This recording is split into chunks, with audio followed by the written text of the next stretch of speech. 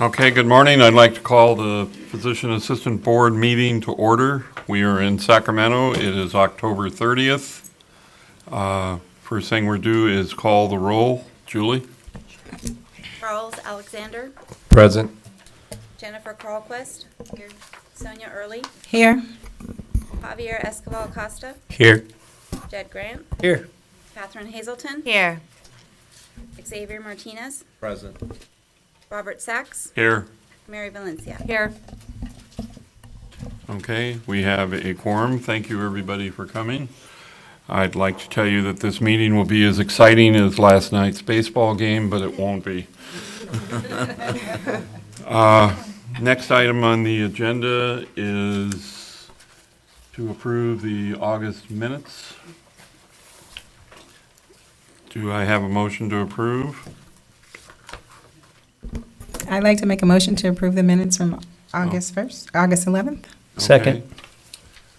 Further discussion? There was just one little piece in the legislative part where it was discussing SB 554. The second mention of it said SB 544. Just one little Okay. edit. We can make that change. I'll call the roll. All those in favor? Charles Alexander, Aye. Jennifer Calquist, Aye. Sonia Early, Aye. Javier Escobar Acosta, Aye. Jed Grant, Aye. Catherine Hazelton, Aye. Xavier Martinez, Aye. Robert Sachs, aye. Mary Valencia? Aye. Okay. Motion carries. Next item is number 4 on the agenda, public comment on items not on the agenda. The board may not discuss or take action on any matter raised during the public comment section that is not included on this agenda, except to decide whether to place the matter on an agenda for a future meeting. That's Government Code 11125 and 11125.7A. Next item of business will be nomination of Physician Assistant Board officers, and I will turn it over to Lynn Forsyth, Executive Officer. Good morning, everybody. Business and Profession Code Section 3509.5 states that the board shall elect annually a president and vice president from among its members. Typically, the nomination and election of board officers is held at the last meeting of this year. Do I have any nominations for president for 2018? I'd like Chair. to nominate Mr. Sachs for president. Do I'd I like to have any- second. Sure. So I have a nomination of Mr. Sachs for president, seconded by Sonia. Yes. May I see a show of hands, please? Everybody in favor? Okay, it is passed. So, Mr. Sachs, you are president for 2018. Congratulations. Okay, do I have a nomination for vice president for 2018? Yes. Bob. I would like to nominate Jed Grant. Okay, I'll second that. okay. May I see a show of hands for everybody in favor of Jed being vice president? Okay, we have an unanimous vote. Thank you. Congratulations, gentlemen. Thank you. Thank you. You got a shave. Yeah, had a Just beard the know. last meeting. Okay, item number 6 is reports, President's report. I wanted to just say a couple of words about the CAPA conference. Obviously, we were all there. I think it was very beneficial for us to have the meeting concurrent with that conference. I think by head count, we had about 45 or 50 PAs in the audience, partially because we had an administrative law judge hearing, and I think that made a big difference. But the licensees and public had an opportunity to have access to the PAs, the convention, and the PA board meeting, and I think it was very beneficial. Any comments on that by anybody? Yeah, actually, I agree with you, Bob. I don't think our turnout has ever been as high, and it gave the Southern California population more access to the meeting and more awareness of what goes on, and I think that was a great thing we should do again sometime. Okay, I agree. Yeah. Public comment?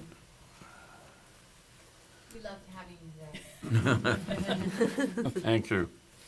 Okay, next item is board member recognition.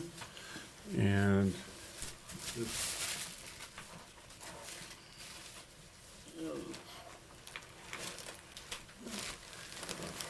is for Catherine Hazelton, if you would come up. I'd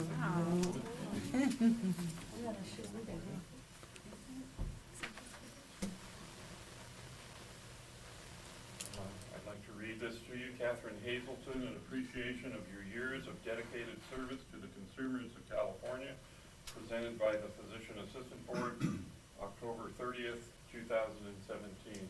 Thank you for all your work. Appreciate it. I'm gonna miss you. It's been such an honor. I've learned so much. It's really been a pleasure. I've learned from all of you and felt so honored to serve the people of California. Well, we're very happy. Thank you. And thank you for your service. And Mary, you got big shoes to fill. I know. They're especially big today.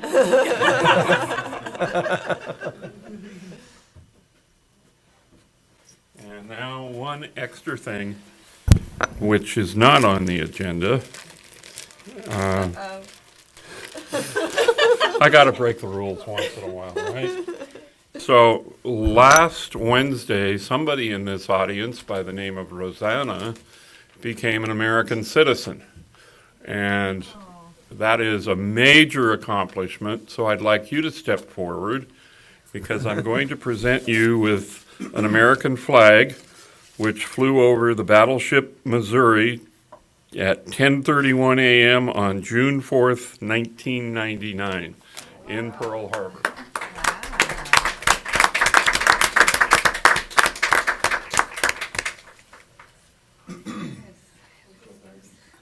Flag, and there's the certificate. Congratulations. Thank you. Thank you so much.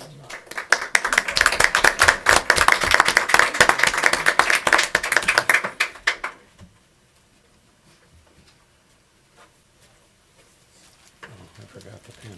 I'll give it to her later. All right, next item of business will be the executive officer's report. Lynn Forsyth.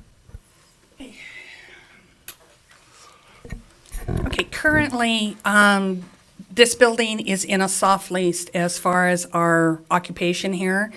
The EOs have been getting together with DGS as well as DCA facilities in negotiations for the new leases. We have recently been made aware that there are 2 homeless shelters that are going to be taking residents very close, one in our back parking lot.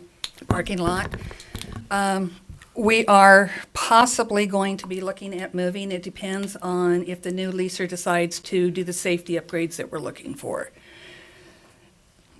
So that's that one. Staff update, as you know, we are fully staffed in the office. We recently lost 2 of our probation monitors in Southern California, so we're down to 2. So Rosanna and I have been covering the probationers for the Southern California area until we can hire 2 more. And that recruitment's going to be starting after we get through with the meeting. So do I have any questions or any comments? Thank you. Public comment? Okay. Next item will be licensing. Anita Winslow.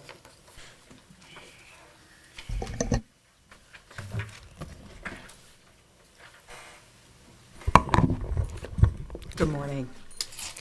Currently, we have 11,782 current licenses. Where is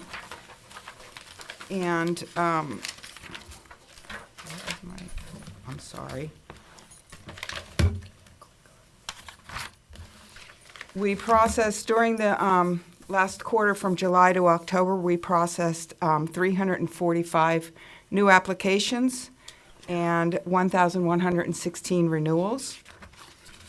And average processing time for a initial application is 35 days currently. Are there any questions on licensing? I did a new report for you guys so that you could see that pending application workload. is a new report. I have a question. Yes. The 35 days, is that different from what it's been in the past? Yes.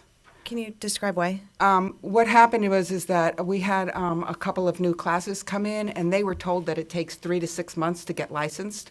So they were sending their applications in 2 months before they even graduated.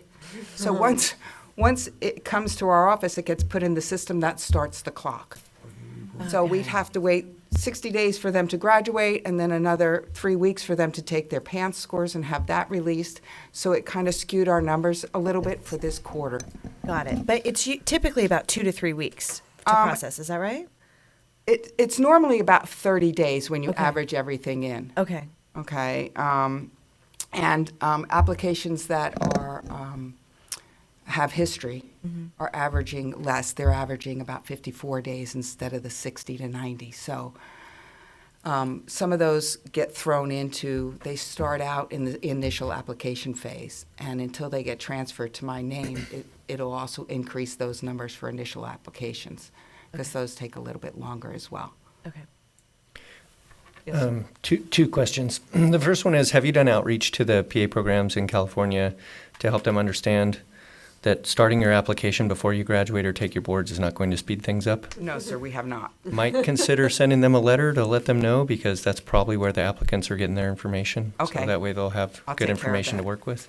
Okay. Jed, in the past, we have done outreach to the various programs. We've actually gone and done a presentation to them, and that fact has been brought out. We haven't been able to do the presentations in the last year. Hopefully, we'll be able to restart that. Now that you have more staff. Yes. Yeah. Exactly.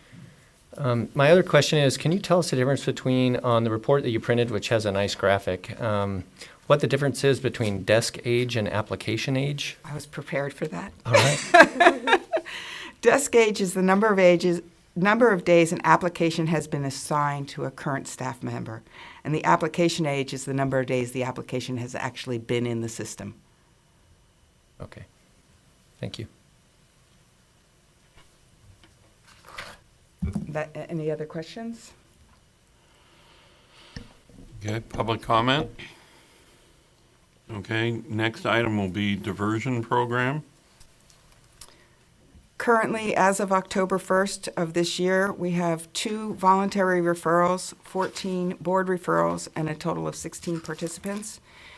I did make an error on the historical statistics, excuse me. Closed cases should read as of October 1, 2017, not January 1, 2017. Okay, But we've closed 127 cases year-to-date. Are there any questions on diversion? on the item in the lower box, it says applicants of public risk 5. Does that mean they were The case, closed without diversion, or? they were removed from diversion because they didn't complete the program. Okay, So, they have to send a letter that says it's public risk. So and that's from the onset of the program. It's not just currently. okay. Okay. I had a personal circumstance where I was serving on an interdisciplinary committee of a young individual who is on probation, and for the first time during the meeting was shown the Maximus contract, which is pretty heavy. I was sitting there very proud with my PA board order, and we started talking about the Maximus. I had no idea what they were talking about, and it is significant. And I think I would like to have them put on the agenda for the next meeting for a presentation, because they're doing a lot of things that I didn't have any idea they were doing. And it's quite restrictive, Yes, sir. and It almost does, cost this young man a job at a major medical center. it does ease up. They do get a revised contract once they have employment. The contract does change and eases up. It's the beginning, the first 30 days when they're not working, That's the contract that you saw. Yeah, I saw the one that Yes, sir. he got after he was employed, and it still was quite substantial. Yes, sir. Okay, well, thank you. You're welcome. Public comment? Okay. We will go to enforcement. Rosanna?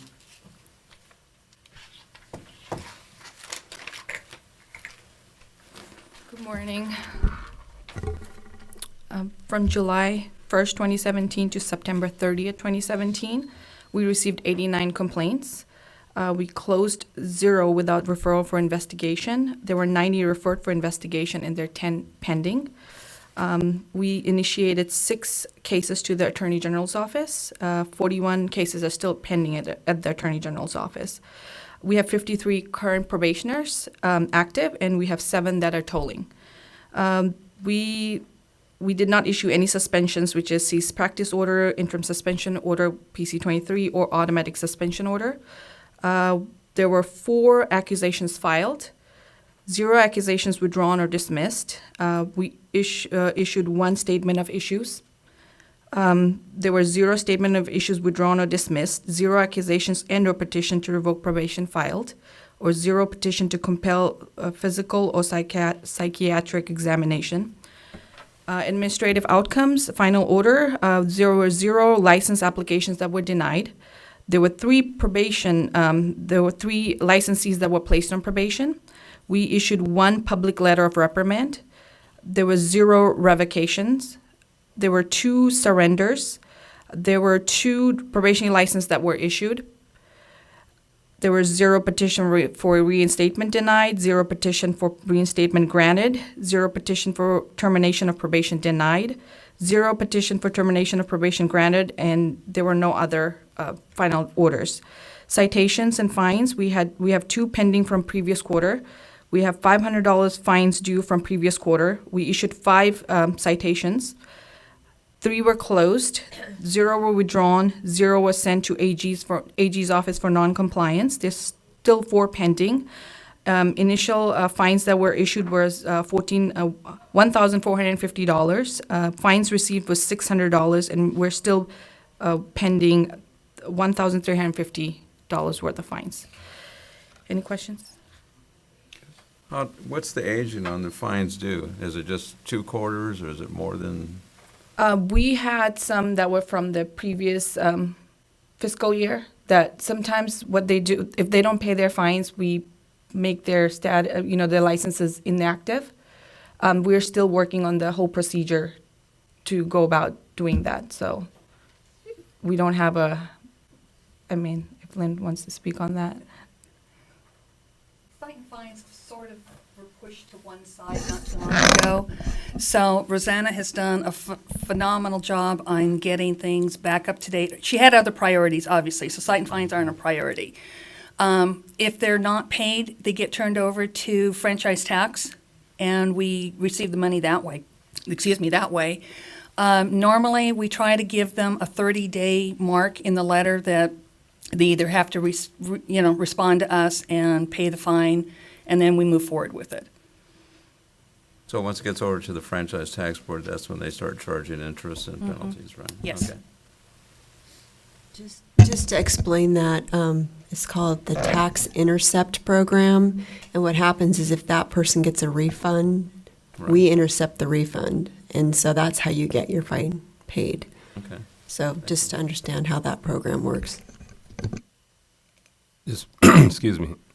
For clarification purposes, under the complaints, there's 90 referred and 89 received. Can you help me understand that discrepancy, or are those 90 from a prior quarter? I mean, how does that work? Yeah, that was when we did. When we ran up our report in Breeze, there was 1 case that was still not, basically wasn't processed. It was still at the investigation stage. Okay. So that carried over to that. Okay, thank you. You also mentioned that you restrict their license. How does that procedure work? With the licensing, Anita Winslow, she can put an inactive status in until they comply. She doesn't lift that, doesn't take that off. So Does that work? Yes. Do they have to be removed from their job, or?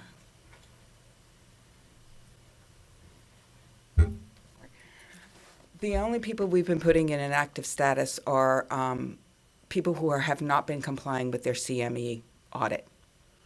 So, because the regulation states if you've renewed but haven't completed your CME, you can be put in inactive status.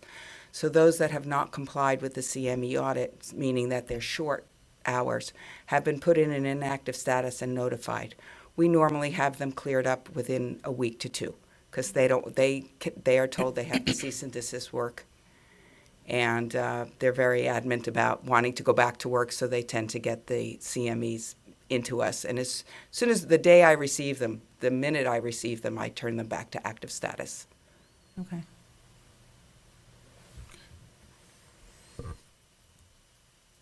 Other questions from the board? Public comment? Okay, thank you, Rosanna. I have one more. Oh, okay. we're gonna Okay, do so this this is the report. I hope this is what you were asking for. This is for the last 3 years of how the types of complaints we're receiving and the source of the complaints. And you can see how the complaints the numbers have increased. Could you explain a little bit about what falls under each category? So there's the type of complaint is fraud, and the source. So there's different sources. So we can receive the complaint from the public. There's mandatory reporting, from the hospitals or from other licensing agencies. Licensee can also, self-report. There's government agencies that if there's an arrest, there's anonymous sources, which is, people don't want to be named. So those are different types of complaint. So that's where they come from. Could you speak a little bit about the type? So what Okay. would fall under each color there? So, okay, if I'm getting this right. Fraud basically is if they have any kind of fraud, insurance billing or something like that to that effect. Drug related, either they're overprescribing or they've self-prescribing, that's what I'm gathering from that. Health and safety violations or unsafe sanitary. So drug, health and safety and unsanitary, they kind of fall in the same. Unsanitary is unsafe practice. They are not following the guidelines of safe and healthy practice.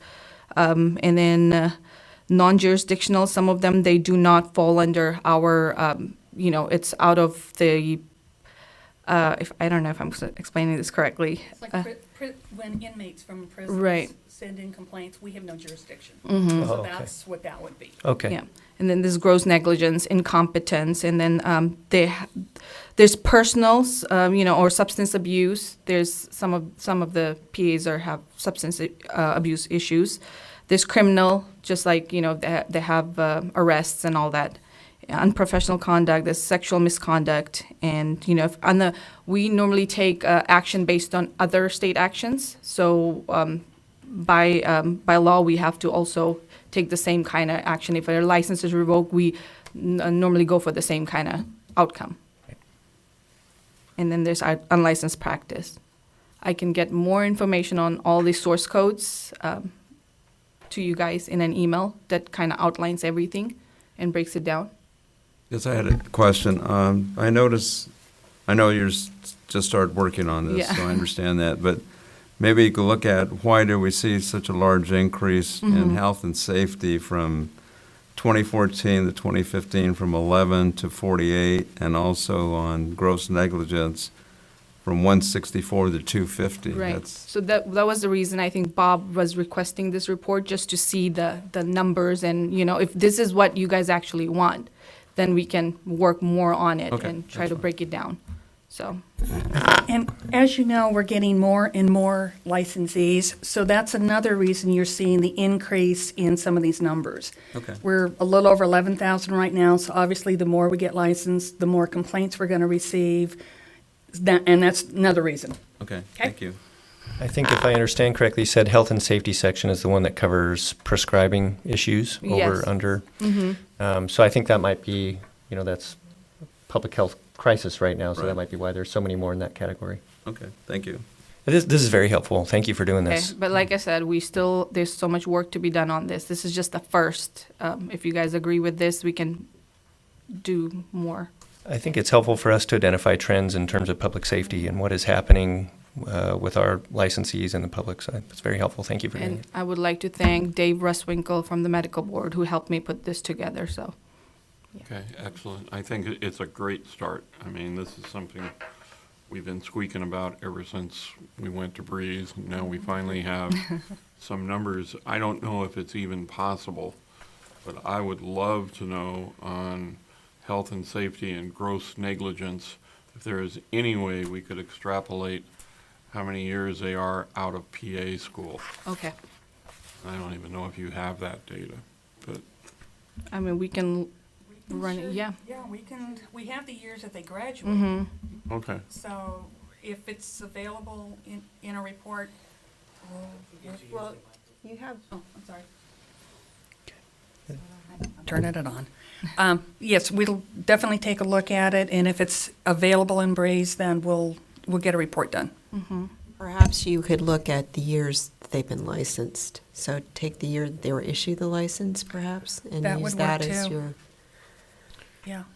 because that's something you automatically have in the system. But keep in mind, the people that come from out of state, they may be practicing true. somewhere else for 10, 15 years and then come here. So that's not gonna, that won't work. Yeah. Okay.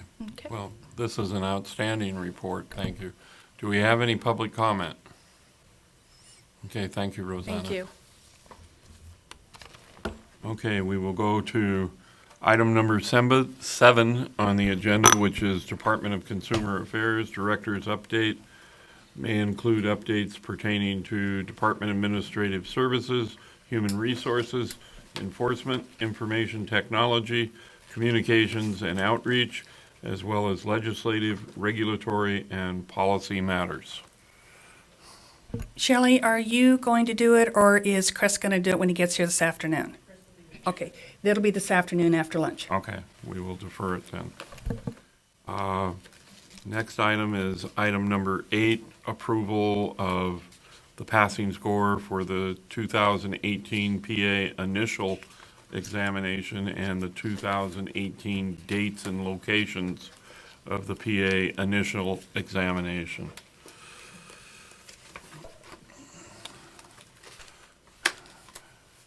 Do we have a motion to accept?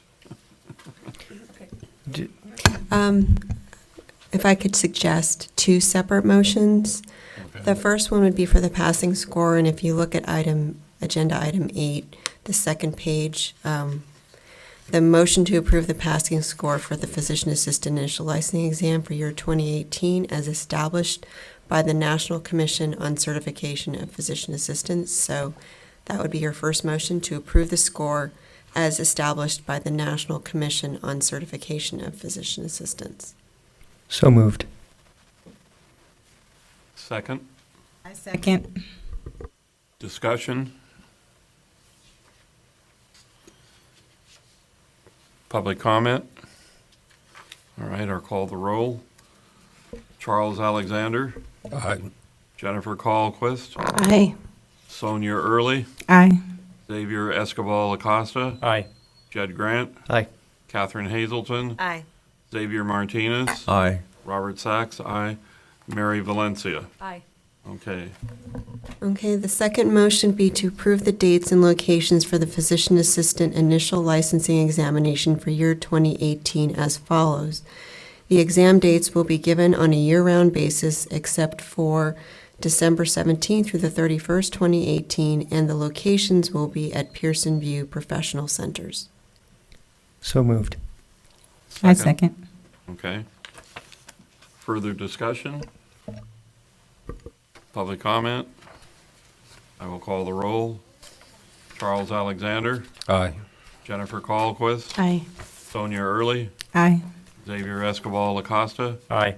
Jed Grant, Aye. Catherine Hazelton, Aye. Xavier Martinez, Aye. Robert Sachs, aye. Mary Valencia, Aye. okay, carries. Once again, we've passed 2 things that we have no idea what they are. Okay, we will go on to item number 9, which is schedule board meeting dates and locations for 2018. we have a calendar in here? Go to 9. And you've got proposed dates, Okay. medical boards, and then there's a calendar right behind it, which also gives you the holidays. Okay, so in your packet, you have Monday, January 22nd, Monday, April 23rd, Monday, July 30th, or Friday, August 10th, which would be in San Diego with the Kappa Conference. Otherwise, it would be in Los Angeles. And then October 29th or November 5th. Mary? No? Can we just, the October Halloween thing, for those of us who have younger kids, is kind of an issue. For example, today it's kind of hectic for me, trying to get back, and tomorrow's Halloween and all that involved with it. So I prefer the week after, Okay, if you don't mind.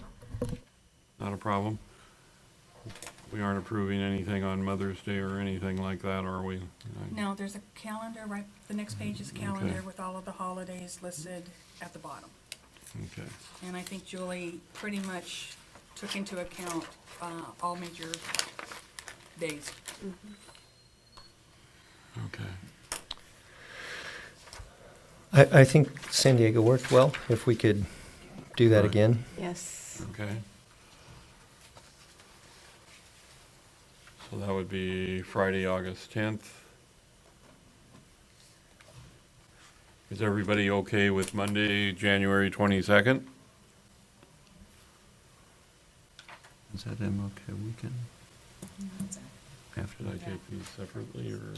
We take them all together if you want. Then we would meet again on Monday, April 23rd. And then Friday, August 10th. And then Monday, November 5th. Do I have a motion to accept those dates? I'll make a motion. Okay. Second? I'll second. Okay. Further discussion? Public comment? All right, I will call the roll. Charles Alexander, Aye. Jennifer Colquist, Aye. Sonia Early, Aye. Javier Escobar Acosta, Aye. Jed Grant, Aye. Catherine Hazelton, Aye. Xavier Martinez, Aye. Robert Sachs. Aye. Mary Valencia. Aye. Okay, so that means you're coming to all the meetings next week. You voted for them. I'll be watching them on the webcast. Okay. Do we want to take a break, or? It's 9:15, you can. Might as well. Okay, why don't we take a 10-minute break, and then we'll get back into the next item, which will be discussion of nationwide trends related to OTP practice. Take a 10-minute break.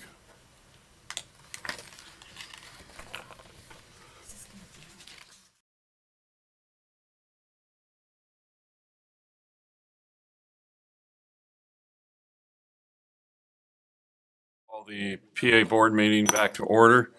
By mistake, I read item number 4 about public comment and did not allow the audience to make public comment. So at this time, if there's anybody that would like to make public comment, please come up to the front and make a comment.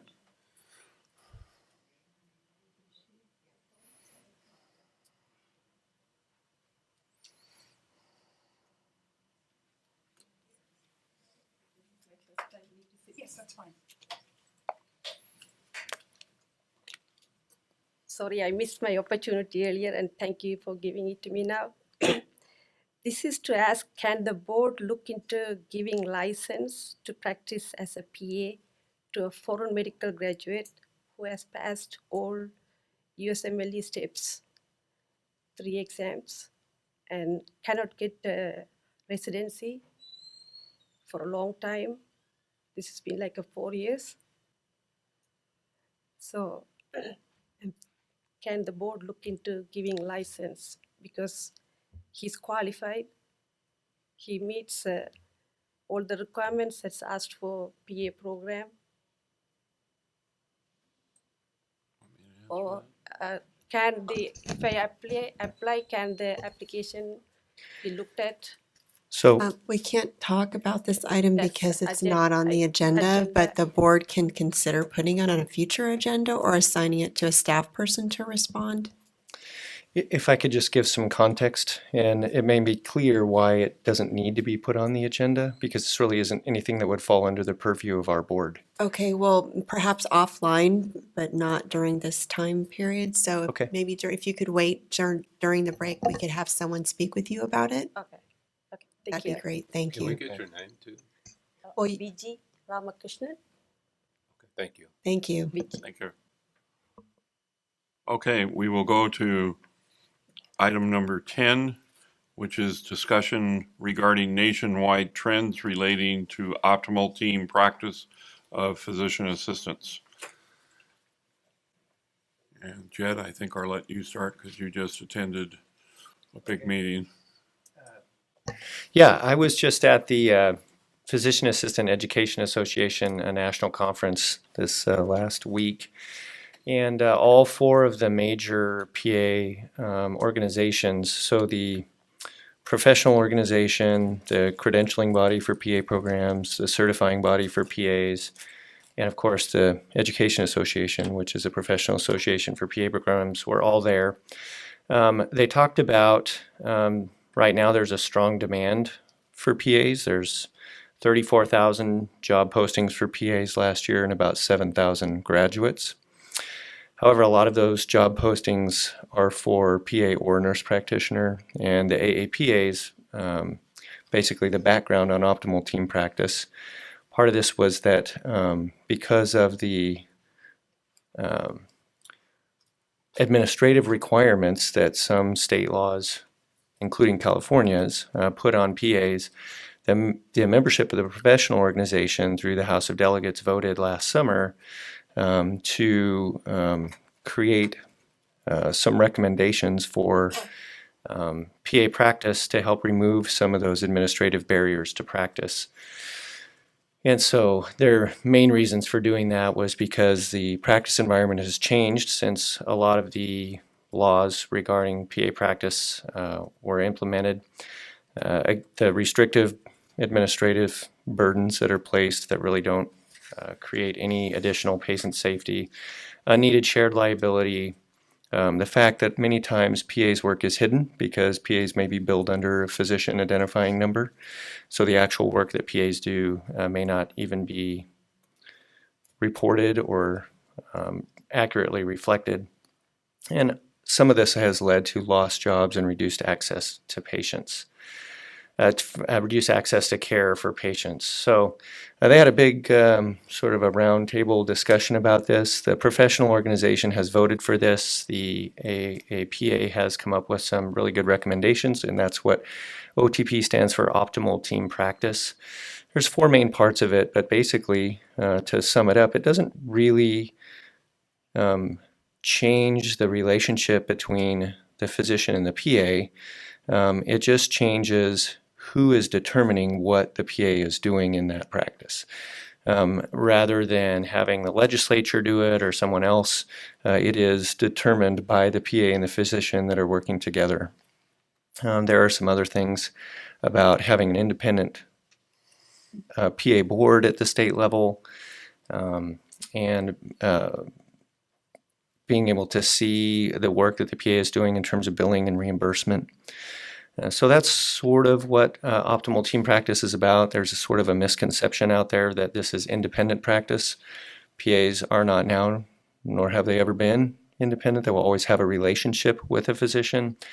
However, one of the things that can be problematic is right now, for example, in our PA Practice Act, the supervising physician or collaborating physician always has responsibility for what the PA does, even when he or she may not be on site or around or present.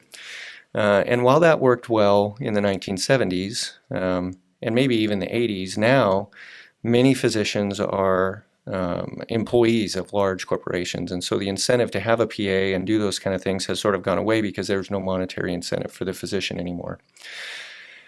And so because of that, the physician and the PA are often both employees of a company, there is some disincentive for them to use PAs because there may not that responsibility for what the PA is doing. PAs we are trained to think independently, and we should be responsible for what we're doing unless we consult with or collaborate with the physician on a specific case. We can be responsible for what we are doing.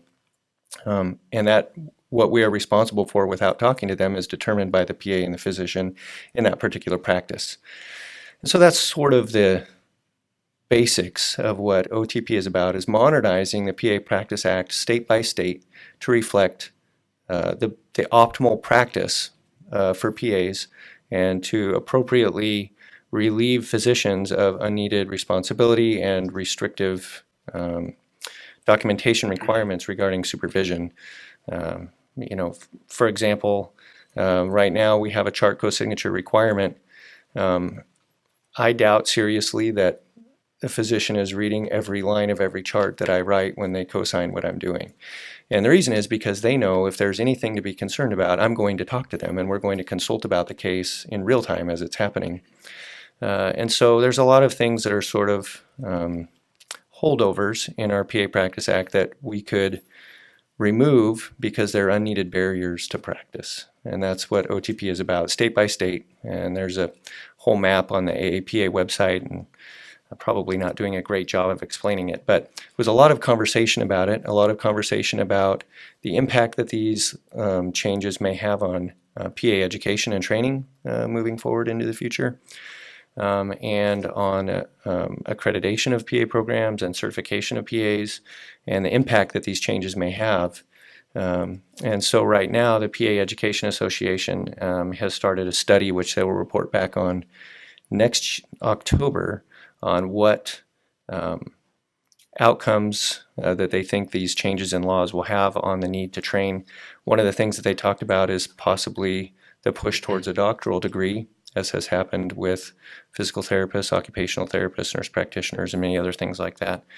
And the accrediting body has talked about changes in outcomes and competencies that may be associated with changes in laws. So a lot going on with this right now, but in looking at our PA Practice Act, because this is a state-by-state thing, I think there are many restrictions to PA practice that are unnecessary and burdensome, that we could probably increase the utilization of PAs and increase access to care if the act was modernized. That's a little bit about OTP. Excellent, thank you. Further discussion by board members? I totally agree with what Jed's saying and fully support exactly what he said. Very well said, by the way, Jed. Very well said. I had a question. On your chart here, it says in 2017, 22 plus DC states don't require nurse practitioners to have supervisor agreement. Is California one of those? So the Nurse Practitioner Act in California is awesome. They do require some collaboration with the physician, but the way that their collaboration is documented is markedly less burdensome than it is for PAs. Okay, thank you. And they have been pursuing increased autonomy for several years in California. Yeah, I think it's a new concept, and I think California needs to move forward. As Jed said, he said it better than any of us could, I think. It's going to be difficult for some old PAs to figure out that they may not have a supervising physician that doesn't have to countersign every chart, but as Jed said, most of them don't even look at it when you put it in front of them. It just gets an initial on it or a computer stamp. And as we become more and more burdened with healthcare in the United States, just not California, they're going to be looking more and more to the mid-levels to care for the patients. And if you have a physician who's working for a group of 30 doctors, he's not going to be interested in signing my charts one day and Jed's charts another day. and he probably hasn't seen either of those patients unless there was something really wrong with them. So I think it's something we need to look at very seriously. We need to remember our primary charter, which is public protection, and make sure that we're still able to do that. But I think it's certainly, if nothing else, the nurse practitioners have proved that they've been able to practice more or less independently and have not had major problems. And I think it's time for our profession after 50 years to follow in their footsteps and catch up to them. I'd just like to add that I don't think this really changes what PAs are doing in California. It just changes the requirement for documentation of supervision. Many PAs are already practicing this way, and we are trained to practice this way. We recognize when we need the help of a collaborating physician, and realistically, all of healthcare is delivered in teams. For example, I work in the emergency department. I will call a specialist in orthopedics or a cardiologist. The physicians that I work with, I'll consult on cases. They will consult with specialists. So this idea of PA and a physician practicing, sort of in isolation somewhere really is a little bit archaic. That doesn't happen very much anymore. We're all part of a team. I agree. Further comment from the board? Sure. So I'm totally agree about all of your comments, and I've been seeing all these personally, and also with some other PAs and NPs. I've been trained in PAs and NPs and hiring them for many years. So and I know the big difference, and is I need to put I was putting a lot of I need to ask for a lot of more extra information from MDs supervising MPAs, and for NPs it was very minimal information to be required. Last year also, I think I mentioned before, I was switching jobs, and I probably couldn't get into some amazing jobs.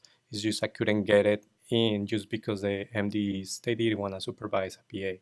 So, and they were not used to hiring PAs, only NPs on some big hospitals. So, so I think it's a good time for make some, if it's possible from us to support on some of these changes. Of course, we need to check what are the new changes, and I'll be happy to support also in that area. And currently in private practice, family practice is. Even my MD supervisor is like, I'm meeting with him very constantly and sending him all these charts to be co-signed. And he's like even asking me like, why do I need to do this every month or every 15 days? So because it's the law and we need to follow the rules. So it's difficult. I'm totally agree with what Jed said and everybody's saying. Further comments from the board? Public comment.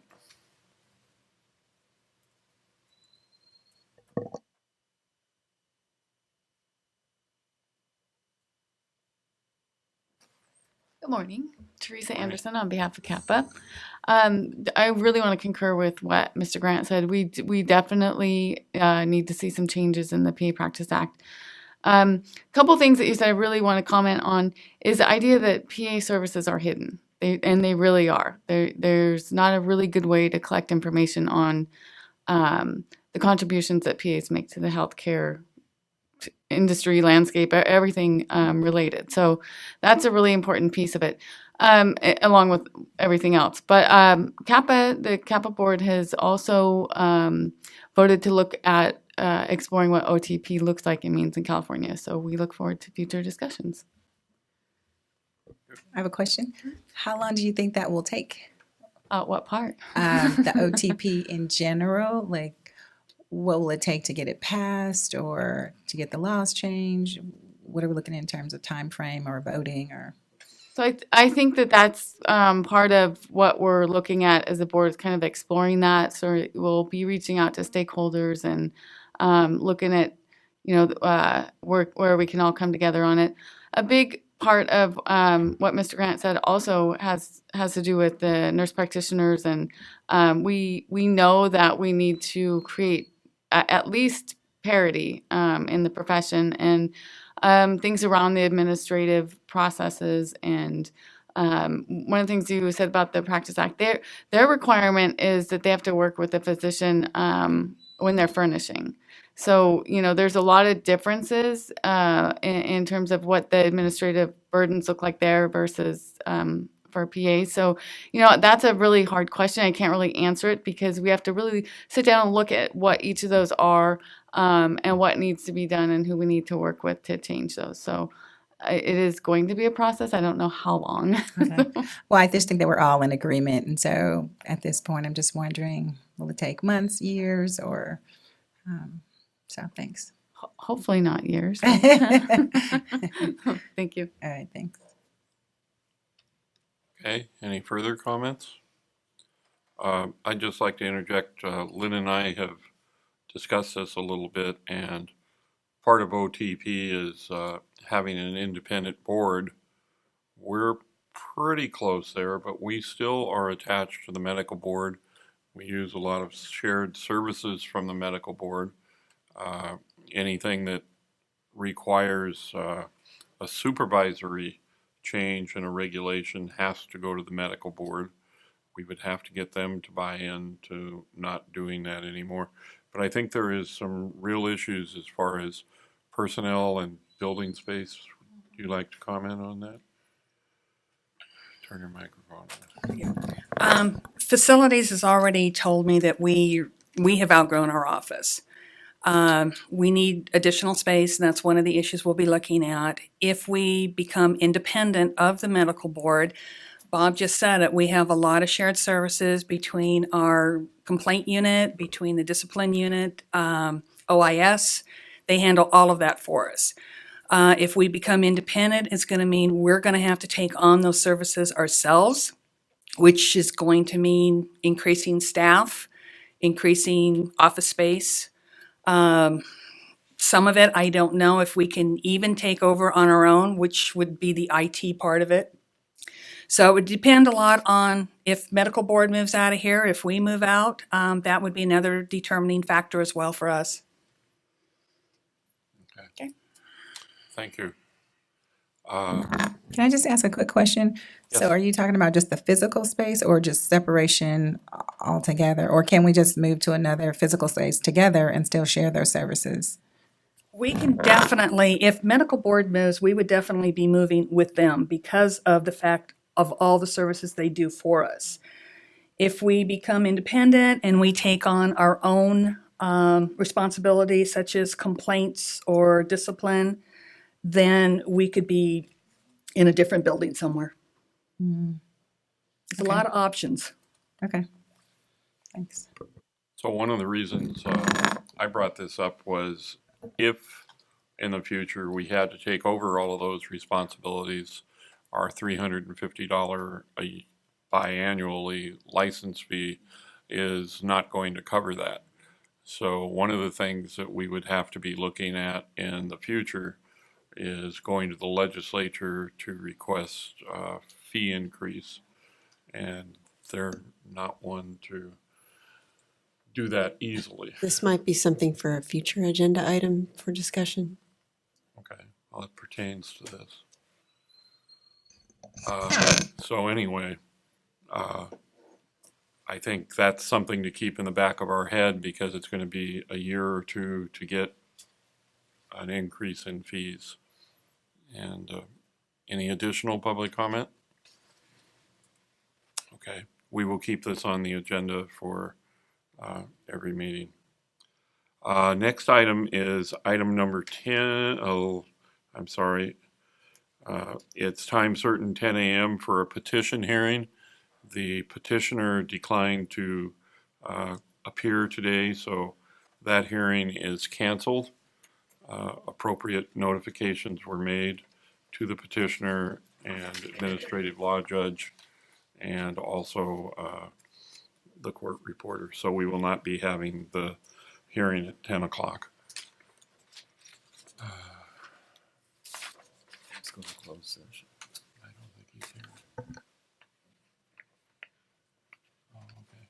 Let's skip to item number 13, which is regulation update. And we will go back to closed session items, and CHP will be coming later in the afternoon. So Anita Good morning. and Christie. This meeting, last meeting, I noticed that you were a little concerned about how regulations were done. So I've included a few flow charts so you can understand how the processes worked. And to give you an update on 1399.514, which is the renewal of licenses.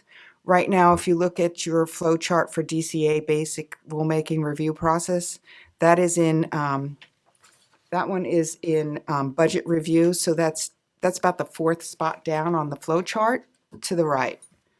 And 1399.515 is in that same position. 1399.531 and 532, which is the repeals, those are in that same position, but on the other side, they are in legal review, not with our legal counsel, but with legal counsel's with the head of Council. with chief counsel. Thank you, ma'am. And 1399.573 has been amended, and if you look at the chart, that is down at that is with the agency. So that's that first pink on the flow chart, the pink box, BCSHA. That's where 573 is. So we have to wait for agency to give that back before we can give it to OAL for the 45-day notice. So those are the updates on the existing ones. And then we have two for open discussion. 1399.545, which is supervision required. I'd like to give you a little background. The existing regulation at Title 16, 1399, set forth the minimum requirements for adequate supervision by a supervising physician. Business and Professions Code 3502 and 3502.1 were amended in 2016 with the implementation of SB 337, which included changes to supervision requirements for physician assistants. Among other things, this bill recast requirements for documenting supervision by the supervising physician using one or more mechanisms, and recast prescribing provisions, including setting forth a new mechanism for how a supervising physician ensures adequate supervision of the administration, provision, or issuance by a physician assistant of a drug order to a patient for Schedule II controlled substances. Staff has received numerous questions from licensees regarding the apparent inconsistencies between Section 1399.545's requirement and BPC 3502 standards. In comparing the amendments enacted by SB 337 to the current regulatory requirements, we have determined that Section 545 needs to be amended to eliminate duplicative and inconsistent provisions and to reflect all mechanisms available under current law for supervising a physician assistant. The proposed text is being provided as an attachment. So, I'm sorry, we've included the proposed text. I've given you a summary of what the changes are. There is no fiscal impact. And we're recommending that you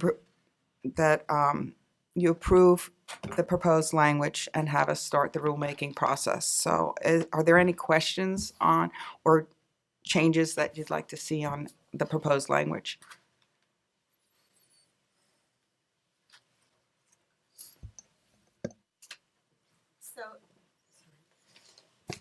So if you look at the proposed language where you see underline and strikeout, so if you go one back from the memo,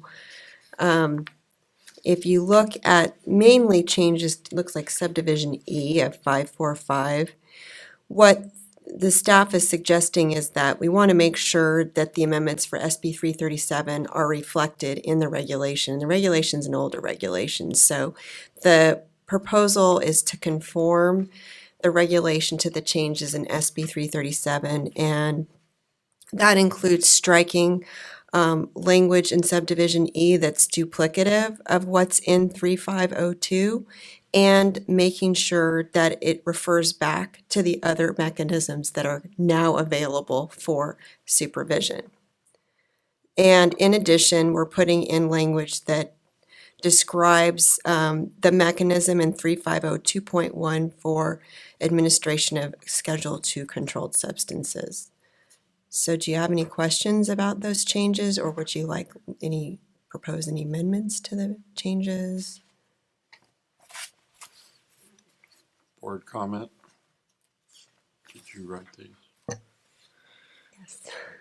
I'll just make a comment that this is a good example of why OTP is important.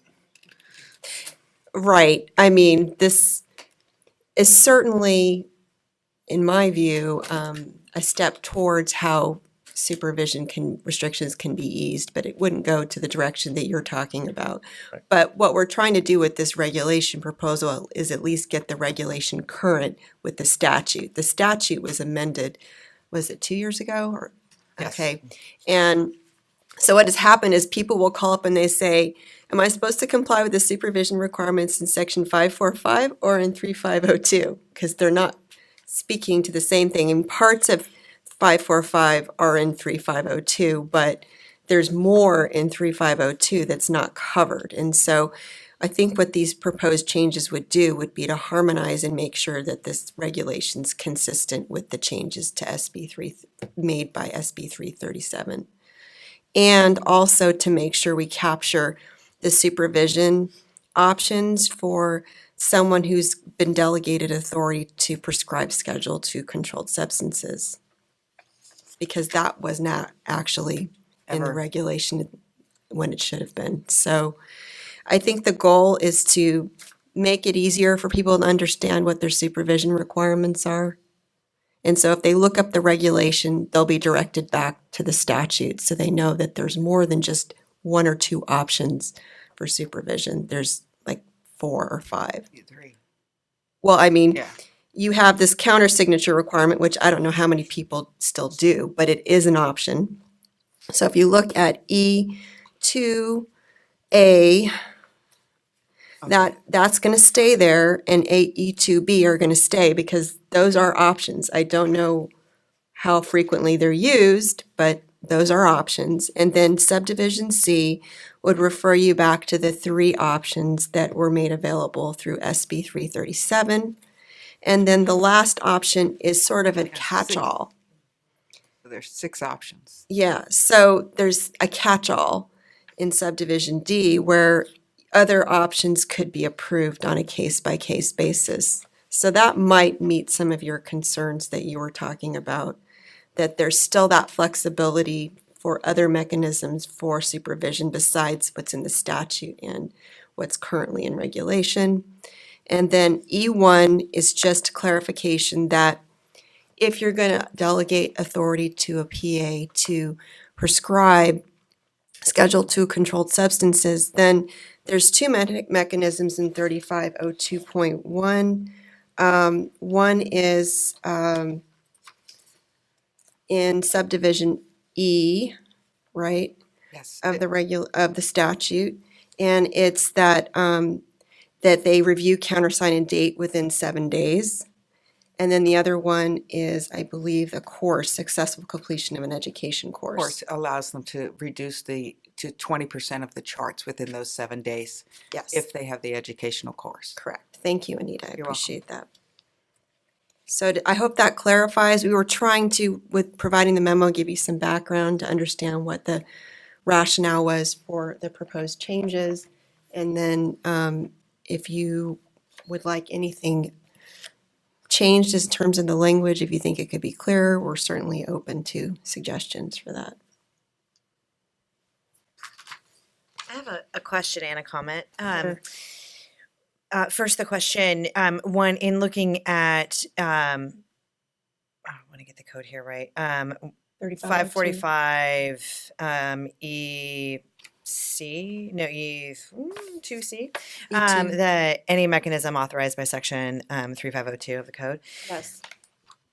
I was just thinking about the breadth of that and knowing that we like to be as specific as possible in the regulations. And if we have any concern about 3502 being amended by the legislature to something that is broader than we would like where they, let's say, they have a clause that enables, that's open-ended and, and allows for, other, other mechanisms or other advice or whatever the case may be.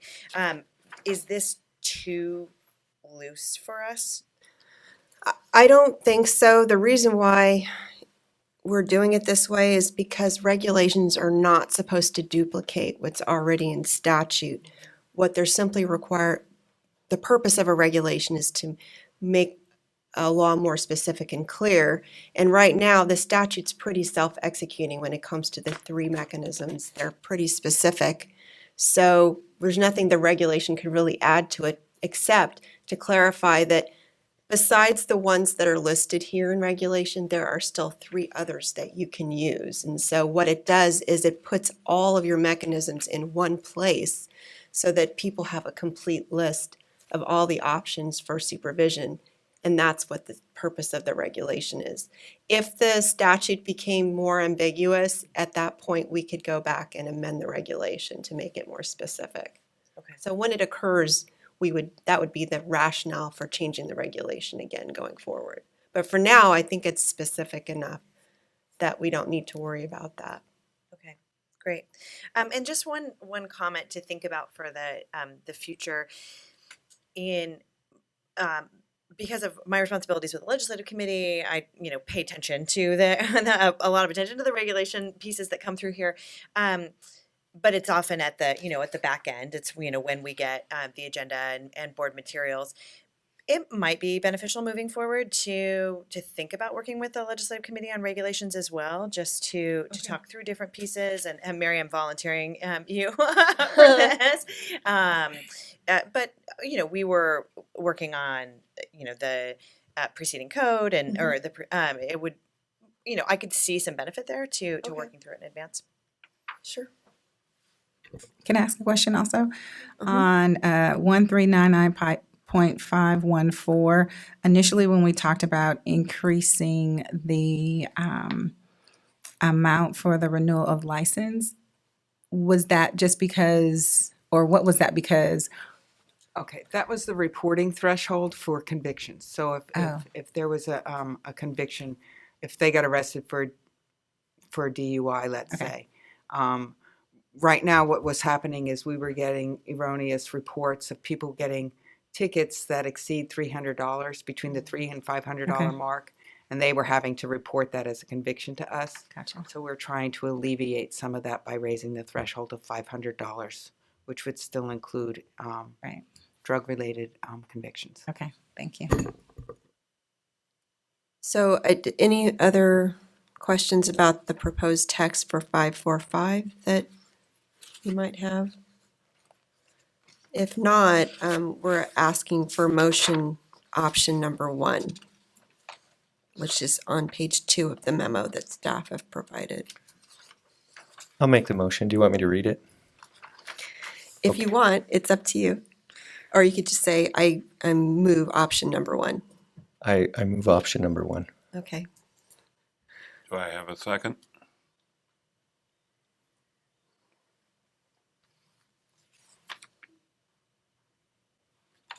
I'd like to make a second. Okay, further discussion?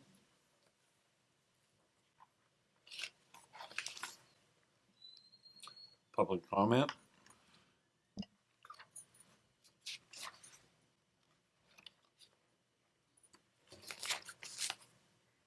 Hi, Gabe Raymond with the California Academy of PAs. Jed's right, this is YOTP. This is so confusing even to this licensing board. I get calls every day from practices who are just trying to understand this. It's not being done as written. It's, your words were, a law is specific and clear. It may be very specific, it is not clear. There's just layers upon layers upon layers of regulations that are impossible for people to understand or follow. So OTP will make life better and be more specific and more clear. My question is, how long till all of the regulations, what is the typical amount of time that a regulation should be through DCA and this committee? Well, the problem here is that last year there was an internal policy shift to change our process, which seems to have added additional time to the process for getting a regulation approved. Like an additional month? So it's been more like 5 months, right? Ms. Winslow can speak to that more than I can because she's been tracking it. But it's typically, once it's through DCA, it's about a year for regulation to be approved by the external control agencies. And, we can ask for earlier effective date, but that isn't always granted by the Office of Administrative Law. So that's why sometimes statutes can be, legislative proposals can be a faster track than regulations can sometimes. I feel like regulations used to be done much quicker, like the one for Yeah. AB3, for sure it was quicker. The retired licensing regulation, how old do you think that might be? A year or more? It's at least 2 years old. 2 years. The retired status, I didn't send it to DCA until April of this year. Okay, so we brought it into our January meeting of 2017. Okay. And I sent it over to the Department of Consumer Affairs for 45-day approval back in April. And you're waiting for that approval? Actually, it's been to legal, it's been to budget, it's been back to legal, and back to budget again. So there were some changes that happened that I didn't know needed to be incorporated. Thanks to the excellent work of Ms. Sledge, we found out that because we're incorporating an application, that application actually has to be spelled out line by line in the initial statement of reasons, which I didn't know when I did the initial.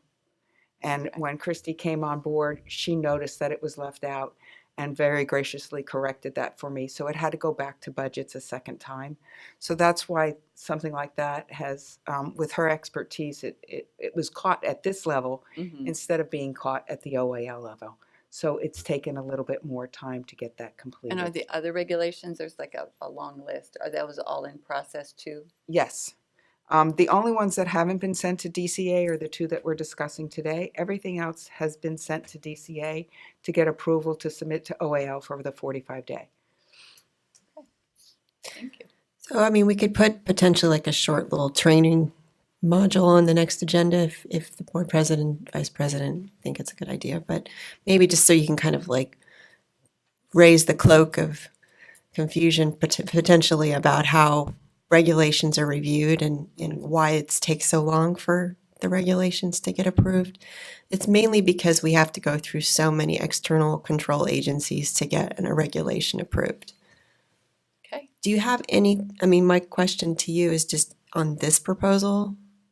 Did you have any comments on this No, text? Teresa and I talked about it. She read it more clearly than I. Do you want to make a comment or? We're good. You're okay? Yeah. Okay. Thank you. Thank you. Yeah, I mean, well, I'll wait till we finish the vote. Okay. Any additional public comment? Board member comment? All right, I will call the roll. Charles Alexander? Aye. Jennifer Calquist? Aye. Sonia Early? Aye. Javier Escobar Acosta? Aye. Jed Grant? Aye. Catherine Hazelton? Aye. Xavier Martinez? Aye. Robert Sachs, aye. Mary Valencia? Aye. Okay, so it carries, so we will approve option number 1. My only other question regarding the regulations is your flow chart that you have here, it says Yes, sir. 45-day to DCA agency for approval. But when we look at some of the dates when these were sent to DCA, February of 2017, and it's still in legal review, so 45 days. The 45-day is actually the 45-day notice to be posted. So you send it to OAL and they included in the registrar, the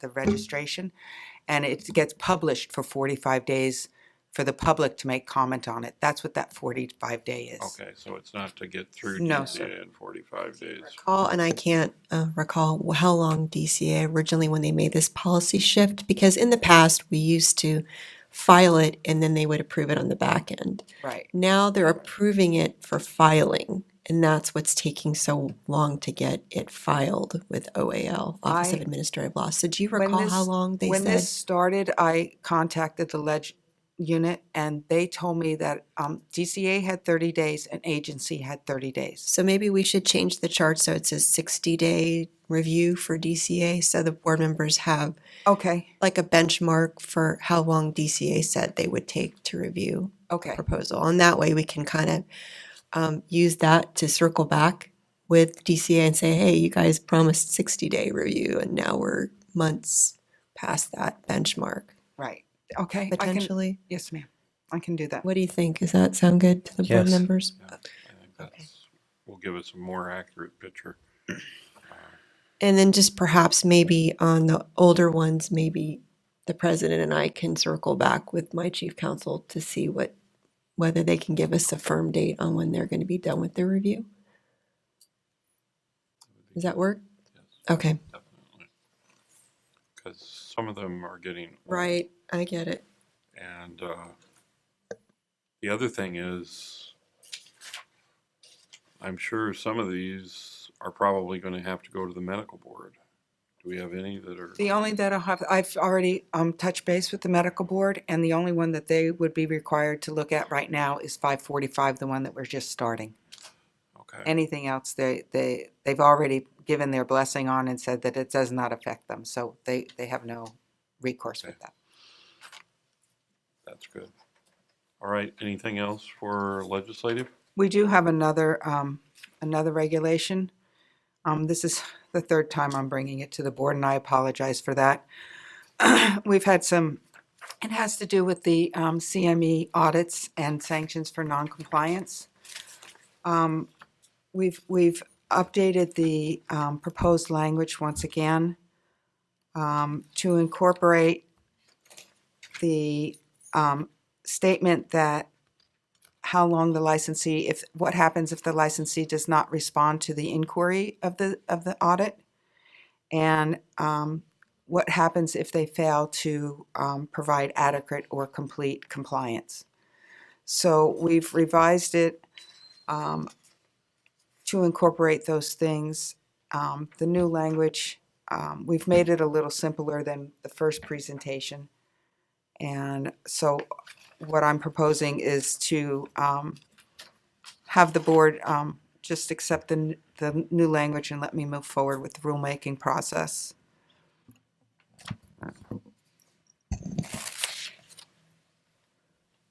And the proposed language is the third page of the memo.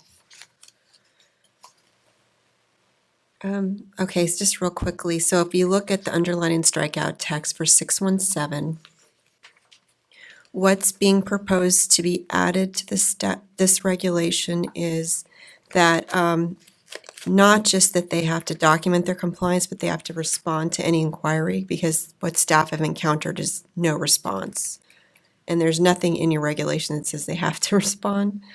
So, and also to add a 65-day compliance window. This is what staff has suggested for a response timeframe. And then if, in addition, currently, if they provide records from the commission that they've satisfied the certification requirements, then they don't need to provide the documentation. So the staff is suggesting that a sentence be added that if we're unable to get the records from the commission, they still have to provide the board with the certification records. That sort of appears to be a little bit of a gray area that the staff believe needs to be clarified. Then in sub B, some of the problems that the staff have been encountering is the failure to provide not only the information that they misrepresent things, but they fail to provide anything or even complete information. And this is a provision that's common in a lot of my clients put in here, that it's not just that they misrepresent facts, but they fail to provide facts or provide incomplete information. So this is just to give authority to potentially cite and fine someone for not providing information or not providing any information at all. And then one other gray area that the staff believe needs to be clarified is that people don't understand that when they make up the deficiency, they can't count it towards their new renewal period. And so the sentence that the hours earned to make up the deficiency shall not be counted towards compliance with the next period is proposed to be added to the regulation. So this is just to help staff because they've been encountering in the audit process non-compliance and non-responsiveness on the parts of the targets of the audits. And so this would help bolster the authority to take it to the next level and potentially citation and then further if there's still non-compliance. Any questions? Yes. Yeah, I have two questions, and you may have just answered one, but my first question was how this would address fees and authorized fees, but I'm guessing from what you just said that 617B, because this would then be considered unprofessional conduct. Correct. That would then allow for fees. Okay. Yes. Thank you. And just curious, I noted in the last year, the memo says that 17 PAs were unresponsive. Yes. What percentage does that represent of those that you went after or asked for? It's probably about 1% per month. So we send out an average of 45 letters a month, and I probably average about 3 non-responsive people a month that don't respond at all to the letter. And I've reached out more than one time. So I keep a record of every time that I reach out to a licensee, whether it's I'll send the regular letter. If they don't respond to that, if I have an email address, I send this letter a second time via email. If I don't have an email and I have a phone number, I call them. And then if I don't get a response, I send it out a third time by registered mail, certified mail. So I give them lots and lots of opportunities to respond. And in the beginning, I was having 10 or 15 people not responding, but when I reached out a second time, I got a better response. So I'm averaging about three per month not responding at all right now after reaching out more than once. So that's about 7%, I think. Well, three out of 45 a month, so that's less than 1%, right? 10%. I think it's about 7%. Okay, but you're anyway, better at math than me. I haven't calculated it carefully, but okay, thank you. Yes, sir. Question. I'm reading here where it says staff have sent out contact letters asking licensees to either send in their CME documentation or ask NCCPA to send a verification. So when a PA gets their CME, does it automatically go to the NCCPA? No, the licensee has to actually log into their own account and register their CMEs with the NCCPA. Is there any way to establish a method where a PA automatically logs in their CME to this body without having to send out letters? It's just done and the only reason I ask, again, my license at the IRS, everything is sent in by the educational agency. And so it's all there. No one has to request. You just log in and it's there. We could probably, I would have to talk to our Breeze team, but because everybody has a Breeze account or can establish a Breeze account, they might be able to log in their CMEs that way. But I would have to contact the Breeze team and find out what that would entail to be able to add that to the online accounts. And we'd still have to amend the regulations to include that new process. Well, I understand that. I'm just asking Right. a procedure. Then, go ahead. I had another question, but go ahead. I was just in order to help answer why that's maybe not the best idea. About 97% of PAs are nationally certified. In order to maintain that certification, we have to submit our CME to the NCCPA. So to create this regulation you're talking about where they submit it to the state, you're going to require 97% of PAs to submit their CME to 2 places.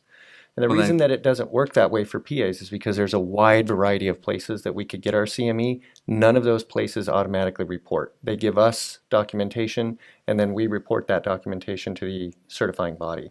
So it would just require dual reporting, which might be burdensome for licensees.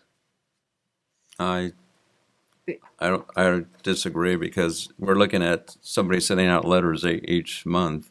And if there's a way electronically to have it in one database, it just saves all that time, in my view. And if it's going up to the NCCPA, why can't they just send it to us? Well, they do, but what she's talking about is when the NCCPA does, for some whatever reason, is not able to provide that information, then it is still a requirement of the licensee to provide it to the state. But the vast majority of the time, you should be getting it from the NCCPA, is that correct? What we get is a letter that states the date they were initially certified and what their certification is good through. And that letter suffices for the CME audit. So if we did put a system in Breeze for them to lodge, those that are NCCPA certified would just have to put their certifying letter in there. They wouldn't have to download their CMEs, because that's the requirement. That's one of the requirements for CME compliance. But in order to get that letter, the licensee would have to request it from NCCPA, which is typically done by whoever is validating their certification, Well, such as a state board or a hospital. So Right. it's an extra step for the licensee. Yes, sir. I had another question on, I don't see anything in the proposal that talks about fines. It just says that the executive officer can decide on the amount of fines. Correct. And then you give another example of various states having reprimand and fines. Is that in their statutes or their regulations that these fines are set? These fines I found on their website, actually, that they had, when I searched their website for what they would charge for somebody who was non-CME compliant. These are the fees that I came up with. We initially, when we first proposed this regulation change, we had put the set fee in there. It was through advice of legal counsel that we not put the fee in there, because it's already stated in regulation that we can fine anywhere from $100 to $5,000. But I wanted to give the board an idea of what we would be sending out for cite and fines, and in the $500 range that we would cite for non-compliance. So how do you make a decision on fining 100 or 4,500 or 3,500 or? I'll let Lynn answer that. We just set a dollar amount when we're doing the cite and fines. If someone has lied on their renewal, it's an automatic $500 fine, because basically they've lied to us.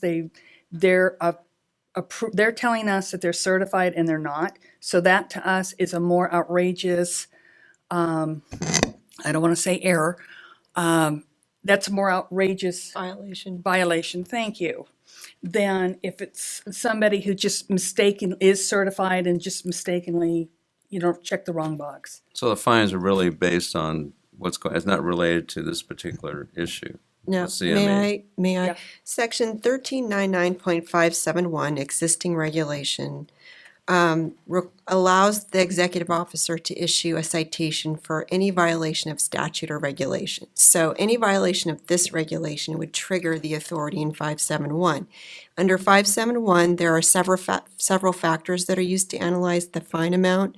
One is the good or bad faith exhibited by the cited person. The nature and severity of the violation is number 2. Number 3 is evidence that the violation was willful. Number 4 is the history of violations of the same or similar nature. The 5th is the extent to which the cited person has cooperated with the board. The 6th is the extent to which the cited person has mitigated or attempted to mitigate any damage or injury. And the 7th is other matters as justice may require. Most regulations for citations in the department are that fact-based analysis that I just described, because then it allows for a case-by-case examination and you're not rigidly tied to a specific amount. And so the staff are talking generally about the cases that they've seen, but it's really a fact-based analysis determines how much fine is assessed and what the order of abatement, which is an order to stop violating the law, that is included with the citation will be tailored to the particular violation alleged. So I hope that answers the question, but the reason I recommended taking out the citation amount and that sort of thing is because it contradicts 571, which is more fluid and case-by-case analysis, which I recommend because you want to give your staff the ability to analyze each particular situation as opposed to having a schedule. When we had schedules in the past, we ran into situations where the staff thought the fine should really be higher because of this circumstance, or the fine should really be lower because of the fact that it was a mistake versus a willful violation. So 571 is a nice, flexible citation statute. I would keep that intact as opposed to start going back down the road of tying a particular violation to a number and having to justify that every single time in regulation that you do it. That was my recommendation. Thank you. You're welcome. Further discussion? Additional public comment?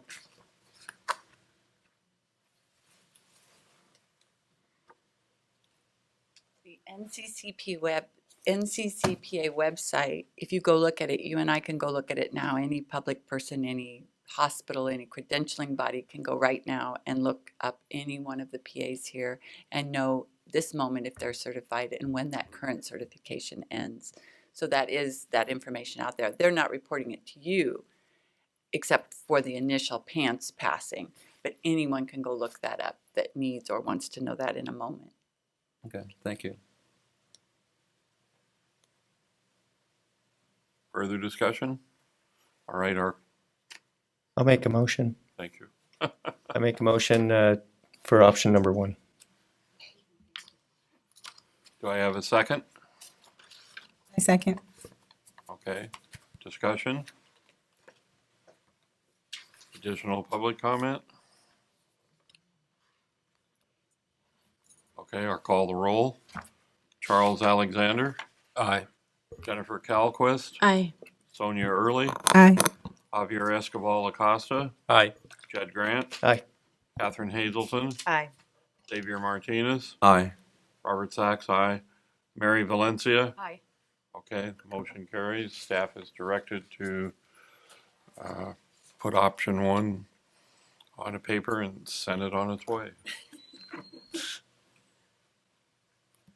All right. Thank you, Anita. Next item. Do we know what time CHP is coming? 1 o'clock. Oh, we're dying.